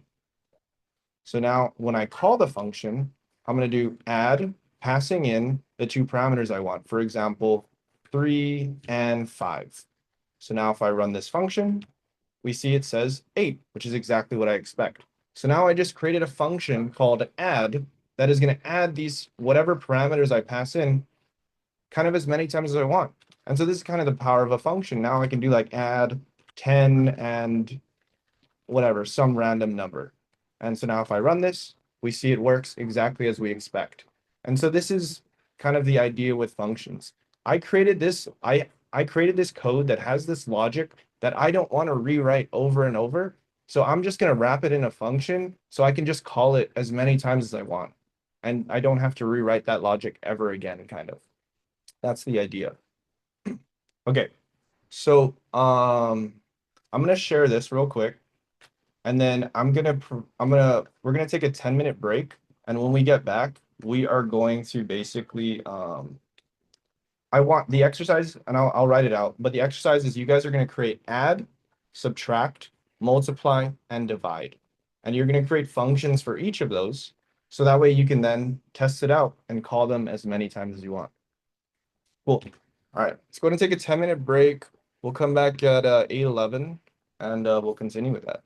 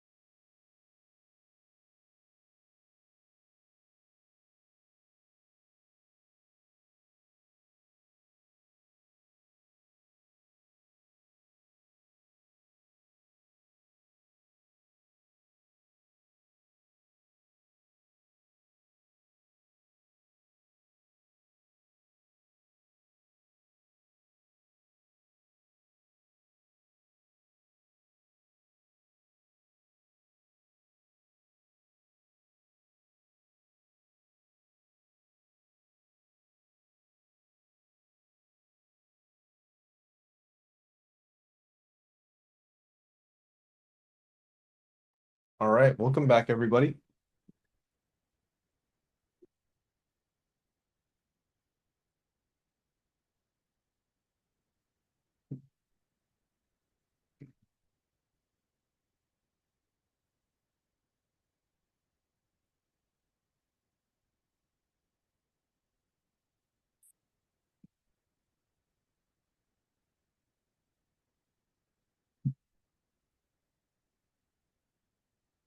Okay, so as I mentioned before the break, for the next exercise that you guys are going to work on is going to be to create a function. So you guys are basically going to, I created add.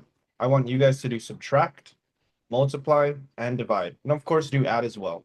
And I explicitly put them on different lines on purpose. I didn't just say, hey, create add, subtract, multiply, divide.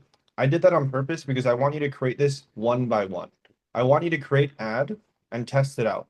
And then I want you to create subtract, test it out, then multiply, test it out, and then divide and test it out.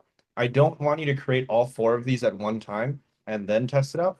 The idea with that is I want you guys to get into the habit of writing some code, testing it out, and then doing the next task, testing it out, etc. To me, that's a way better habit than creating a whole bunch of code and trying to run it all at one time to see if it works. And so I did that on purpose. Okay, cool. So you guys are good to share your screen and try that out.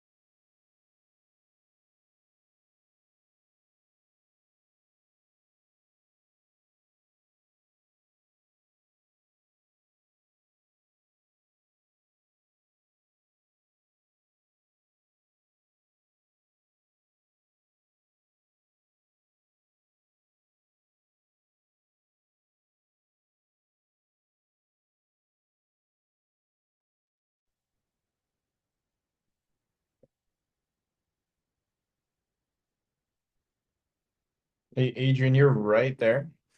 So let's go ahead and add an end to line 60. Right there. Go ahead and add an end right there. And so this is where I was watching you do this, and I would really, no, end, just do an end, EMD.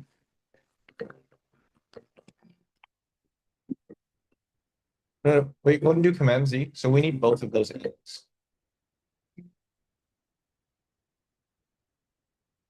So we need an end for the condition, and then we need an end for the function. I like where you're going with this.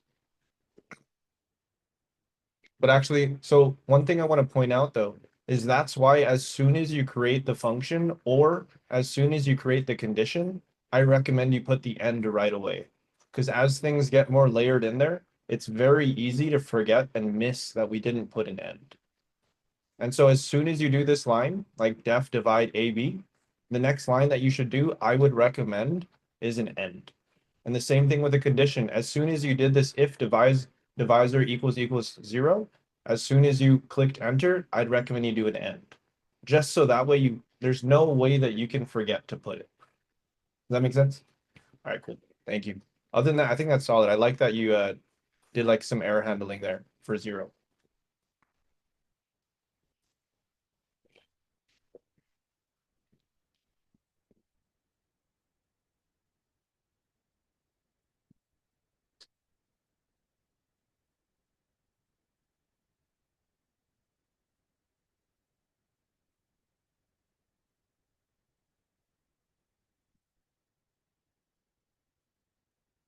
So you're super close, Adrian. So I would say for this condition, you can say if A equals 0 or B equals 0, then that's where you can error out. Because basically what you're checking is if any of those parameters are 0, then you cannot do that. Basically, it's gonna fail.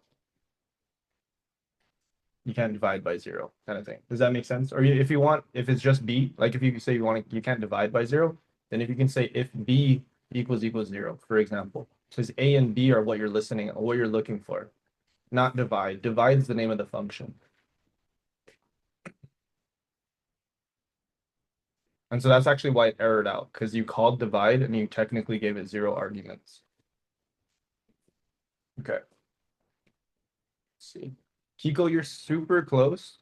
So I'd say just change that star to be like multiply or something. And the same thing there when you call it.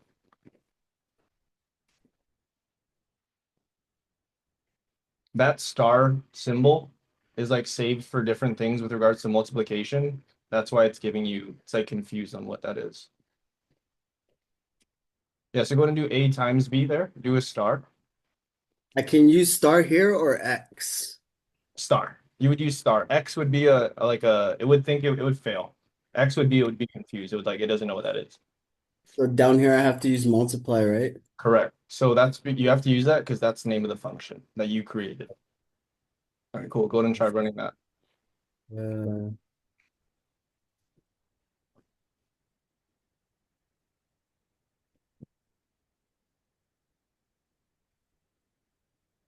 Cool. All right. You guys are good to stop sharing your screen and let's go through the solution together and we're going to go through another concept with this. Okay. Okay. So let's go ahead and we'll create all of these together. So I already did add. I'm going to do subtract A and B. As soon as I do that, I'm going to write my end. And then from there, this is going to print out what's A minus B. And so then from there, outside of here to call it, I can do subtract, passing in 5 and 3, or yeah, 5 and 3, and this should give me 2. Cool, it gave me 2. I know it's working. Let's go on to the next one. Def multiply, passing in A and B. Again, I'm going to do end, and then from there, this prints out A times B. And then now I'm going to go down, multiply, passing in 2 and 2. I should get 4. Perfect. I got 4. Let's comment this out. And then finally, let's go divide, passing in A and B. And from there, this is going to return, or this is going to print out. It's checking about returning it. it's going to print out A divided by B. And if we go down and go to do divide, passing in 10 and 5, let's say, we should get 2. Cool, we got 2. Okay. Questions about I guess functions in general or any of these? All right, cool. So the next thing that I quickly want to go through with you guys is the difference between puts. So we'll use this one as the example. So this versus, if we do this again, this. So there's a difference here between these two methods. Almost every programming language, you'll see a return. I think everyone that I can think of off the top of my head. And so usually functions will return some value, or maybe I don't want to say usually, but a lot of times they will return some value. And so there's a difference between a function returning a value versus a function printing out a value. And there's actually a really key, there's a really key difference that is going to make a lot more sense in the future, but I'm going to do my best to make sense of it right now. It'll make a lot more sense when we're working on more complex things. So for example, and just to show you guys that both of these work, if I do add passing in 2 and 3, I'm expecting it to say 5. It does. So I'm going to comment this out. And so now I'm going to call this one. And I'm going to run this. And we're going to see we're going to see what it does. Let's see. If I run this, it technically is not printing anything out. Does anyone have any ideas of why it's not printing anything out? This is working technically. Actually, we haven't went through what return is. So it's not printing anything out because we're not telling it to print anything out. The solution is getting here because we're calling this function, and this function returns the results of what A plus B is. So now if I go puts, add 2, 3, now we can see there the solution is. There's what it returned.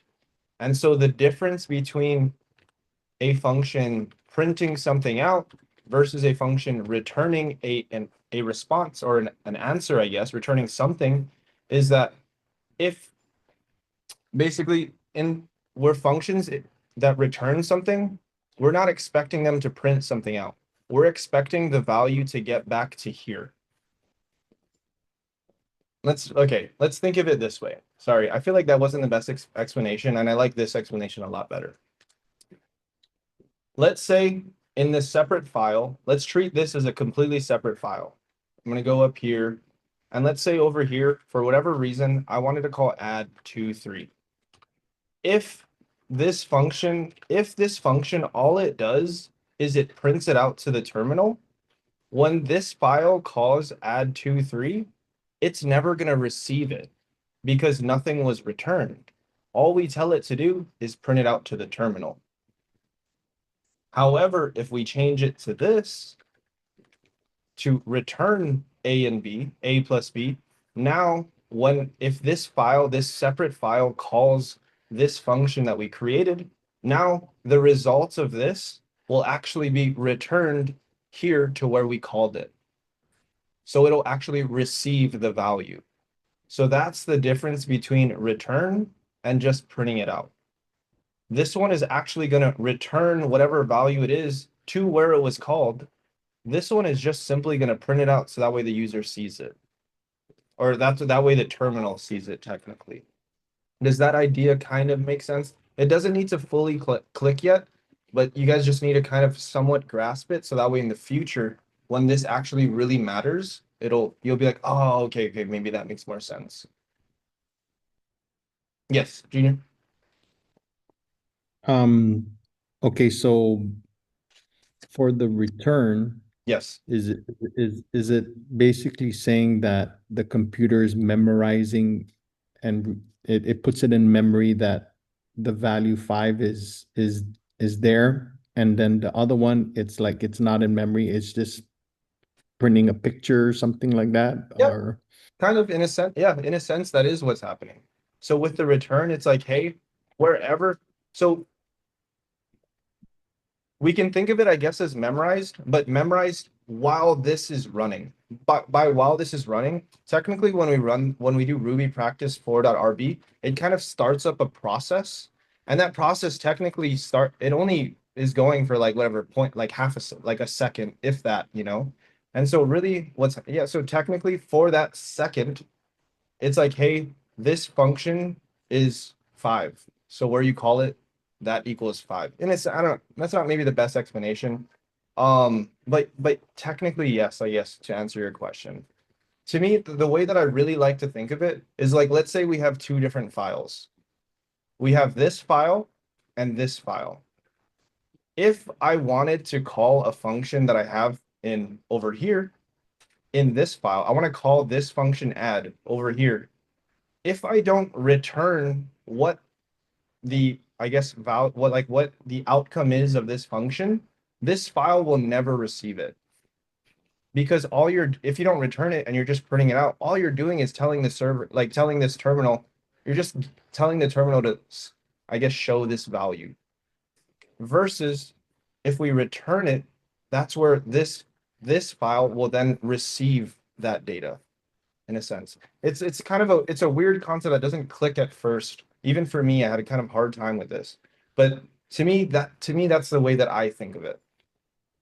Could you like do something, I get, okay, so I'm thinking this, if you did like 5 or 10 plus add 2 and 3, that would actually do a value if it's returned. But if you did like 10 plus the put A and B, it won't give a value or something like that. Am I I really thinking about? like that example. Yes, you are thinking of it exactly. So, okay, so we're going to use the return example, and we'll see it work exactly like what you're saying. So let's go ahead and do puts 10 plus add 2, 3. So we're expecting add 2, 3 should be 5, and so we should be adding 5 plus 10. So this should print 15, like we expect. However, if I comment this out and instead run this one, this, where we're calling it here, never receives this 5. And so it should, cool. Nil can't be coerced into integer. The reason why it's saying this is because technically, when we call add 2, 3, the result is nothing. We're not returning anything. We're printing it out. We can see there's the 5 right there because we tell it to print out what's a plus b. But then when it tries to call 10 plus add 2, 3, this doesn't make sense. Technically, this value is nil. It doesn't exist because we're not returning anything. So that was actually, I really like that example. Yeah, does that make more sense to you? Yeah, it's like I guess the way that I'm thinking about it is puts A plus B is a picture. It's Yes. not a number. Mhm. And return A plus B is a value. Correct.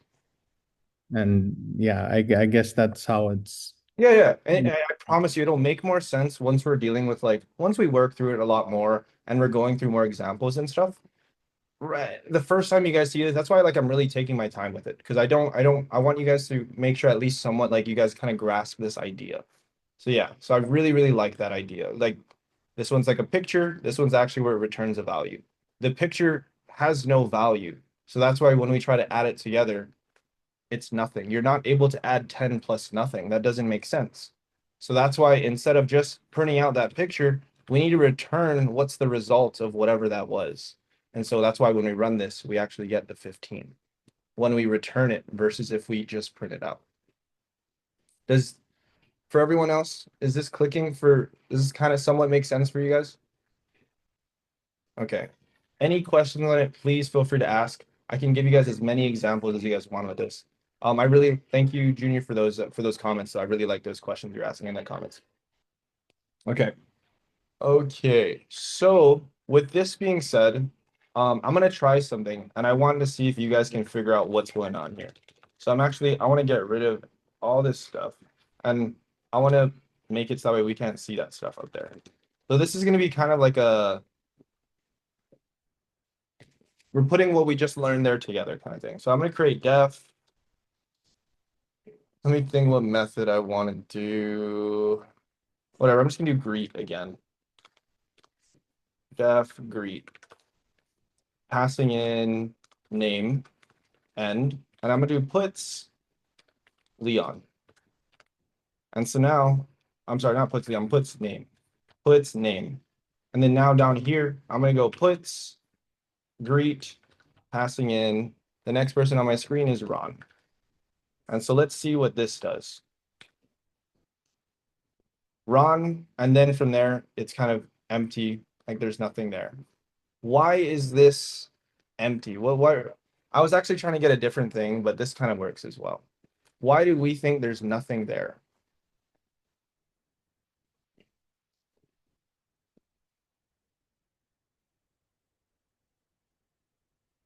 This is it's weird. This stuff's kind of weird.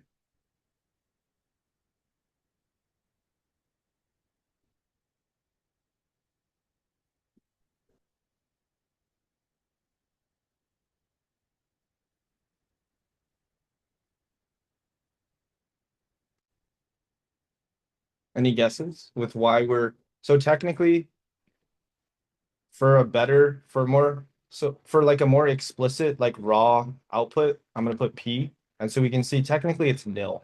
Why is it printing out nil? Why is that?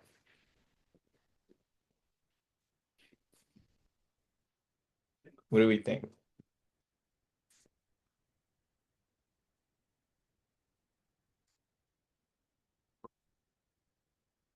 It's not returning anything.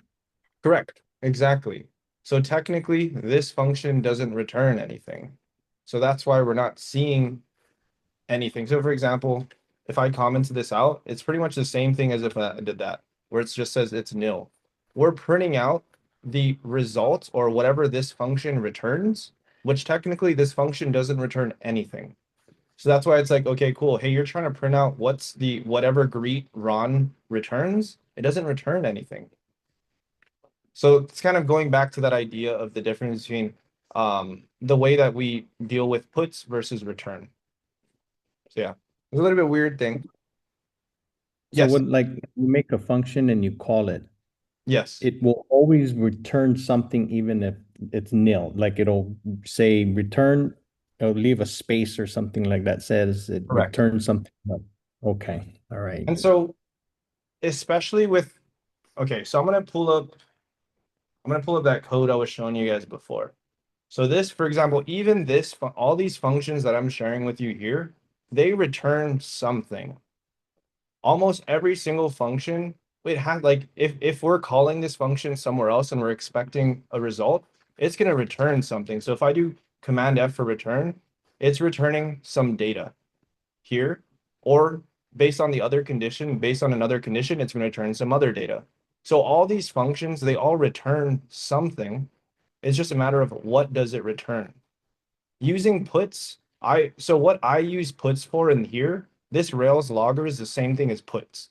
It's just it's kind of a fancier way to say puts for like production sites because there's a little bit of difference under the hood, but ultimately this is just puts. So in the same sense, I'm just doing puts whatever that data, whatever, all that stuff. And so I use puts to debug my code because if I'm like, why is it not doing what I'm expecting it to do? I'm going to go into this function. For example, going back, let's go to like simplify it. I'm going to go into here and I'm going to print out like, why is it not doing what I'm expecting to do? Why are the values not being set? 9 times, like almost every single time, we're going to return some value, but I'm going to use puts in order to kind of print out what that value is to debug it. This is how my code would look like in like when I'm actually working on a project is I'm going to return the value that I want it to return, but throughout the code, I'm going to be printing out potentially other things that I want to see to test what that value is. Sorry, and that might not be, I don't know. Hopefully that makes sense. Yeah. Does that So, make so when you're doing the puts, you're kind of like seeing what the function is thinking, and exactly? then the return is what it's doing, Hmm. or is that Yeah, exactly. So I'm gonna do puts to see what is the different values in this function. Because to me, it's important to, I need to, in order to figure out why this function wasn't working, for example, like especially as things get more complex, I need to understand what is at order, what is items, what is all max required, like what is that value. And so that's exactly why I'm gonna print out. So this is basically puts, and then it's like fallback, printing out whatever this value is. And so kind of back to this example, I'm using puts to debug and figure out what is going on in the function. I'm using return to actually give the value to wherever the function was called. So that way, wherever it was called, it has access to whatever this function did, like whatever the result of it was. Okay, that makes sense. Cool. Sorry, that was a kind of long tangent, but I did want to go through all that anyway, so that works. Okay, so with that being said, for the next exercise, I basically want to change, I want you to change all of your functions that you guys just created to use return instead of puts, like within the function. So for example, for your add function, it shouldn't look like this. It should look like this. Your add should return A plus B. It shouldn't print out or puts what's A plus B. And the same thing with all of your subtract, multiply, and divide. So, and I'll write it out just for you guys to have.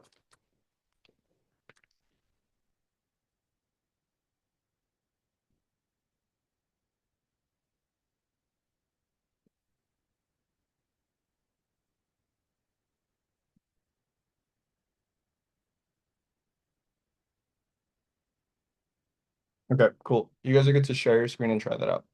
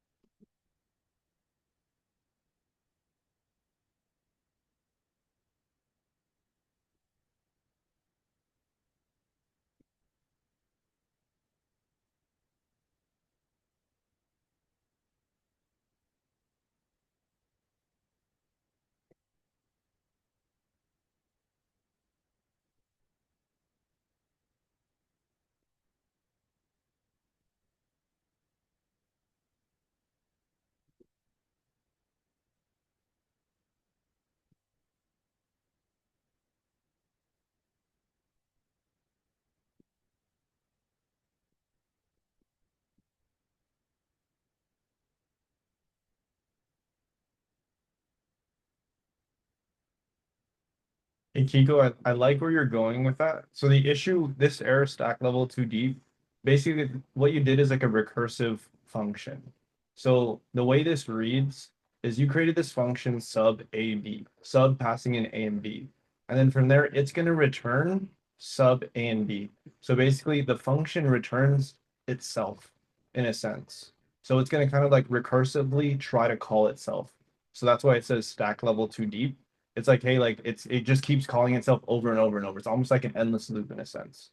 So what you want it to return is just A minus B, for example, for subtraction. So you can go ahead and delete the parentheses, delete the comma, and it's just going to be A minus B.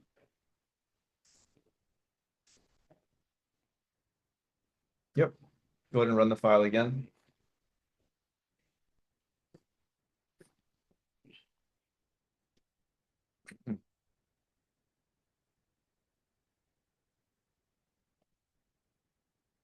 Solid. There you go. All right, cool. You guys are good to stop sharing your screen. Let's go through the next thing.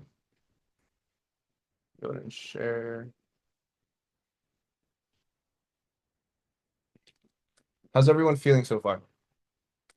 Is okay? Yeah? So and so? Got you. Well, let me know. Just shoot me a message or speak up if there's anything that you want me to re-go through. Happy to go through any specific concept, or if you want me to slow down on anything, or you want more exercises with a specific thing, or whatever it may be. Feel free. Okay, so now that we have this idea of functions, I feel like everybody here has a decent understanding of the way a function works, how to create a function, and how to call a function. So for example, def add passing in A and B is a function for add that takes in two parameters, A and B. And then we're going to return the result of A plus B. So then to call it, we're going to go puts, add, passing in 1 and 2, for example. And so we're expecting this function to return 3, which is the result of when we call it. And so that's why we should see it say 3. Perfect. And so this is the way a function works. And so now to kind of build upon that, go ahead and delete a bunch of lines. So now we're going to pass in different types of data into the function. So we've been passing in integers and strings. What if we wanted to pass in an array? So that way we can kind of manipulate an array within a function. So for example, let's do this. Let's go def print, or let's do, I'm trying to think of a good example. Yeah, let's just do this. Let's do this one. Print uppercase. And this is going to pass in, we're going to take in some words, basically. And so I created my end right away. And so we're creating a function called print uppercase, and it takes in one parameter. That parameter is called words. And so now within here, the first thing I'm going to do is I just want to print out what words is. Let's go ahead and do P actually, because I know I'm going to pass in an array.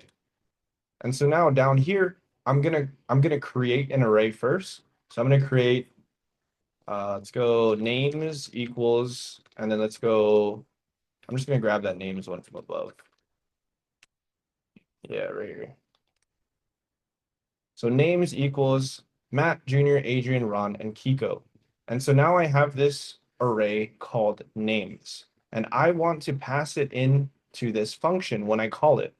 And so the way that we're going to do that is we can say the name of the function, print uppercase, and I specifically, I'm going to pass in names.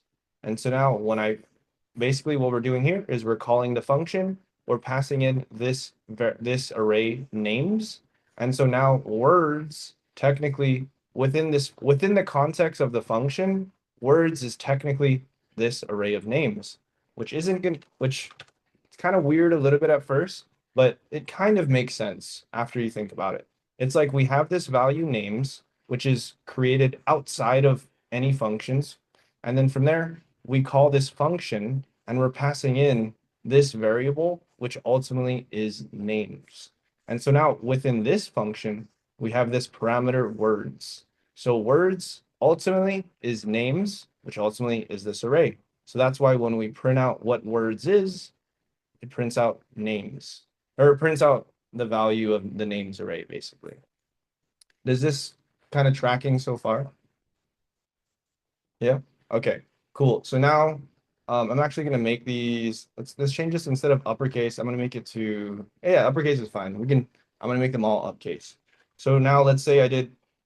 Let's go ahead and do, now that we have access to them, now we can kind of add those different things, the different concepts that we've been doing already with like arrays and stuff. So for example, I can loop through this array. So now we can go like words dot each do. And we're gonna go like word enter. And then from there, I wrote my end. And now within here, let's do like p word. And so now this should print out each word as it's looping through this words array, which ultimately is the names array down here. Let's go ahead and run this. Cool, we see it prints out Matt, Junior, Adrian, Ron, Kiko. So now the next thing I can do is let's go ahead and make them all uppercase, because that's exactly what this function does, is it prints them out in uppercase. Cool, we see Matt, Junior, Adrian, Ron, Kiko, exactly what we were expecting. For the time being, I'm just printing it out. I'm not actually returning it just yet. We'll get to returning it a little bit like the next, kind of next. But for now, I just want to slowly incorporate different concepts kind of together. And so here we're already doing a few different things. We created a function, we created an array, we're passing that array into that function. And then within this function that we created, we also have a loop. We have an each loop. And then from there, we're also using kind of a built-in Ruby function called uppercase to manipulate the different values for what word is, which is technically each of these values down here. So we're doing a lot of different things already. So that's why I'm not worried about us returning and dealing with that just now. Let's just keep it simple and we're just going to print it out to the terminal. Okay. Does this make sense with everyone so far? Yeah. Okay, cool. So let's go ahead and do this. I'm going to share with you guys this. There's an example. I'm going to give you guys an exercise. And so your exercise is create a function named reverse. Reverse words. I don't know, reverse words, we're going to say. And have it print out, sorry, that takes in one parameter, which is an array. The function should then print out each word reversed. Reverse. Hint is use the dot reverse Ruby method. Okay, cool. So yeah, so your exercise, create a function named reverse words that takes in one parameter. And so that parameter is going to be an array. The function should then loop through, technically it's going to loop through each index, or basically loop through that array, and it's going to print out each word reversed. And so I'll give you a hint right here, use the dot reverse Ruby method. All right, cool. You guys are good to share your screen and try that out.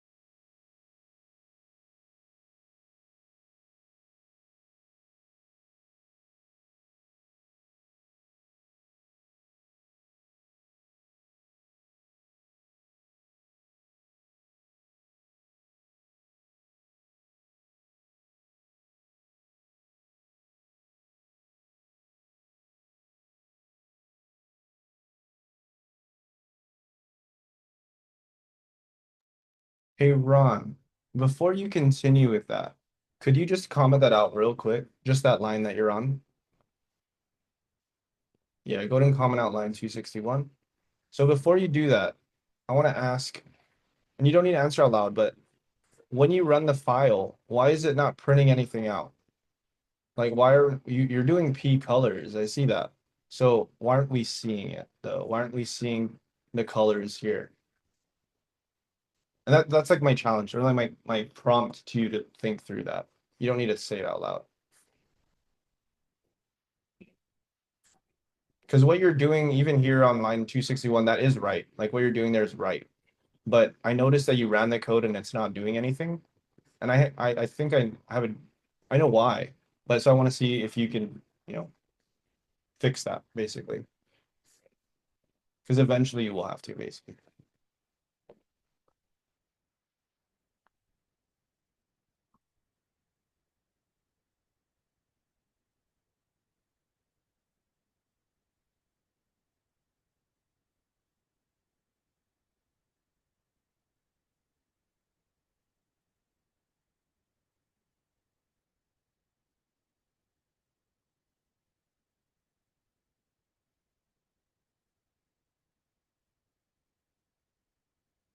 Perfect. Great work, Ron. So now you can continue. Your line 261's right. So you can just continue with that. It's just eventually you would have gone to like, why is it not printing? And so I wanted to get that before you moved on.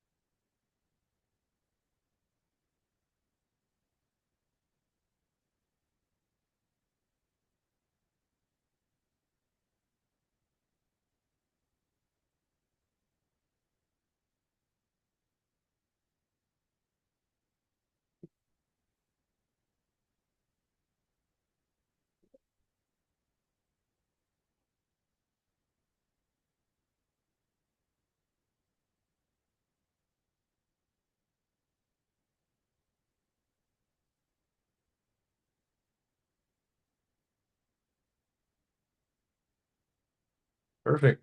So Ron, two things that where I think maybe I'd recommend for next time. So the one thing or the one tweak that I would make to this is you're reusing the word colors multiple times in here. And I think just for future, so that way it's easier for you to determine, is this colors the same as this one that's inside? Technically it is, but in the future, when we're dealing with multiple times and a lot of different stuff, it's going to be easier if this variable is not the same as the variable that you're passing in. Just so that way, like we know exactly what each variable is. Because technically this and this, yes, ultimately they're the same, but technically they're not. Because technically this colors is going to here, which then goes from there to here, which then goes from there to here and here, etc. Whatever. So basically, yeah, I got you. You know what I'm saying? All right, cool. You guys are good to stop sharing your screen. And there's one more thing with regards to functions that I want to share with you guys. One more kind of like weird kind of concept with regards to them. Okay, so this, or actually, did I already, what is this? I'm gonna create this exercise. I'll show you guys. We'll do the what's it called? Solution together. Okay, so the exercise, create a function named reverse words that takes in one parameter, which is an array. So I'm gonna create def reverse words. It takes in one parameter, it's gonna be an array. So I'm just gonna call it words. I'm gonna make end, and then from there, I'm gonna go in here. And let's go ahead and start with just printing out words. And then let's go ahead and do reverse words, passing in names, because I have this names array up here already. Okay, let's see what this does. Run it. Cool, it prints that out. So now I can do words.each do word end, and then I can do p word.reverse. Run this. Cool. We see that it reversed the words. So this works properly. I want to see, let's see.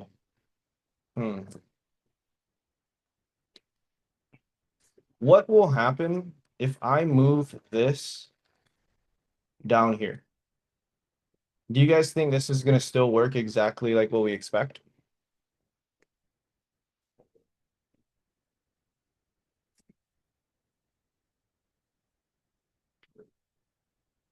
Why not? Why do you guys say no? I think because you were saying it works in order of the lines. So it's calling the reverse underscore words names. It's calling names, but there's nothing yet. The names is after the calling. Exactly. Okay, let's go and try to run it and see. Cool. Undefined local variable method names for whatever. So basically it's like, hey, what is names? Technically, so as exactly as Junior said, Ruby runs in order. It's going to go 172, 73, 74, et cetera, et cetera, et cetera. And so at this specific moment, when it gets to 187, it's trying to run reverse words function, which does exist, which is why it doesn't say reverse words doesn't exist. And then it's trying to pass in this argument names. It's like, what is names? Names hasn't been created yet. It doesn't exist. So that's why we're getting this undefined local variable or method names. As soon as I put it, all I need to do is put it right above where we're using it, and I run it again, and we see it works. So basically, the order of where we put it, it somewhat matters, depending, or I'm gonna say it matters. I was gonna say somewhat because it's like I can move it up here, and that doesn't matter. I can move it down here, that doesn't matter. But the only time it'll break is if it's below it. And this also goes with where we call the function. So for example, I'm going to move both of these up here. Do you think this is going to work?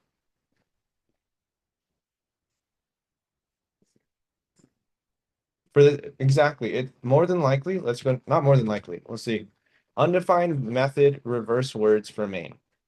For the exact same reason that putting names all the way on the bottom broke us calling this code, the same thing with trying to call a method before it was actually created, before it was declared. Same exact thing. I cannot do that because technically at this point in time when it's trying to run the code, reverse words was never created yet. It doesn't exist. So I need to move this down here, and now as soon as I do that, we see it works. So I want us to also pay attention and kind of keep in mind that where we put, like where we're calling a function, where we're using a variable or things like that, it matters. It matters because if we're trying to use it before it was created, or technically the technical term is before it was declared, then it won't like it doesn't exist. We cannot use it. Okay. All right. There is other stuff I did want to go through, but we will go through that starting tomorrow. We'll start that with tomorrow. Okay. Any questions, comments, anything like that with regards to arrays? Or I mean, with regards to functions, dealing with arrays, any of the things that we talked about so far? Okay, cool. So, the last thing that I want to share with you guys is I'm not sure, I'm not assigning this just yet, but if we go to our resources, so if you go to github.com and you go to resources, there is, let's see. Oh no, I haven't added it yet. Wait, did I add it yet? Oh no, I haven't added it yet. Okay, okay, cool. Let's go. Wait. No, I didn't add it yet. So basically, I'm gonna add. I'll do it after this. I'm gonna add basically in here. There's gonna be practice problems for you to basically practice things like this, things like loops, conditionals, etc. And we call them, what I call them is deliberate practice. It's practice that you're gonna do on these kind of simpler things, especially, as we're going through more complex things. It's like I'm going to expect you, if I tell you, hey, write me a loop, write me an each loop, you should kind of be able to do it by memory, like down towards the ending of the course. I'm not expecting any of that now, but that's the idea with the deliberate practice problems, is eventually you guys are going to be able to be like, okay, cool, I need to write a loop. Okay, what kind of loop? Okay, cool, here it is. I need to do something, whatever, like a variable, a condition. Okay, cool, here you go. And so that's going to be the homework over the weekend. I'm going to show you guys that stuff tomorrow. And then over the weekend, your guys' what's it called? Homework is going to be to do some deliberate practice problems. And I'll tell you guys exactly which ones to do and stuff like that. And so I'm kind of the way that I want you guys to treat those deliberate practice problems is like, let's say I would even recommend like once every other day, or if you can, once every day, just do like 10 to 15 minutes of deliberate practice. That just means you're going to select some problems and you're going to practice it for 10 minutes. I'm not asking for an hour, I'm not asking for anything like that. And that's kind of on your own time, just for you to familiarize yourself and get kind of fluent in a sense with the Ruby language and the basics and fundamentals of it. So I'm going to get that up. It'll be on your GitHub right after this call. And then so I'll show you guys that at the start of class tomorrow. And then we'll continue with kind of these with these functions and stuff like that. And that will be the homework over the weekend. Just giving you guys a little bit of heads up on it, because I thought I added it, but I didn't do it yet. Okay, cool. On that note, it is 9:10. Trying not to go too far past. Thank you guys for being here. I'll hang out for a little bit if anyone has any questions or anything like that. But thank you guys for being here. You guys are killing it, and I will see you guys tomorrow night. Have a great night. You guys, good night. Safe. Thanks, guys. Laters. Yeah.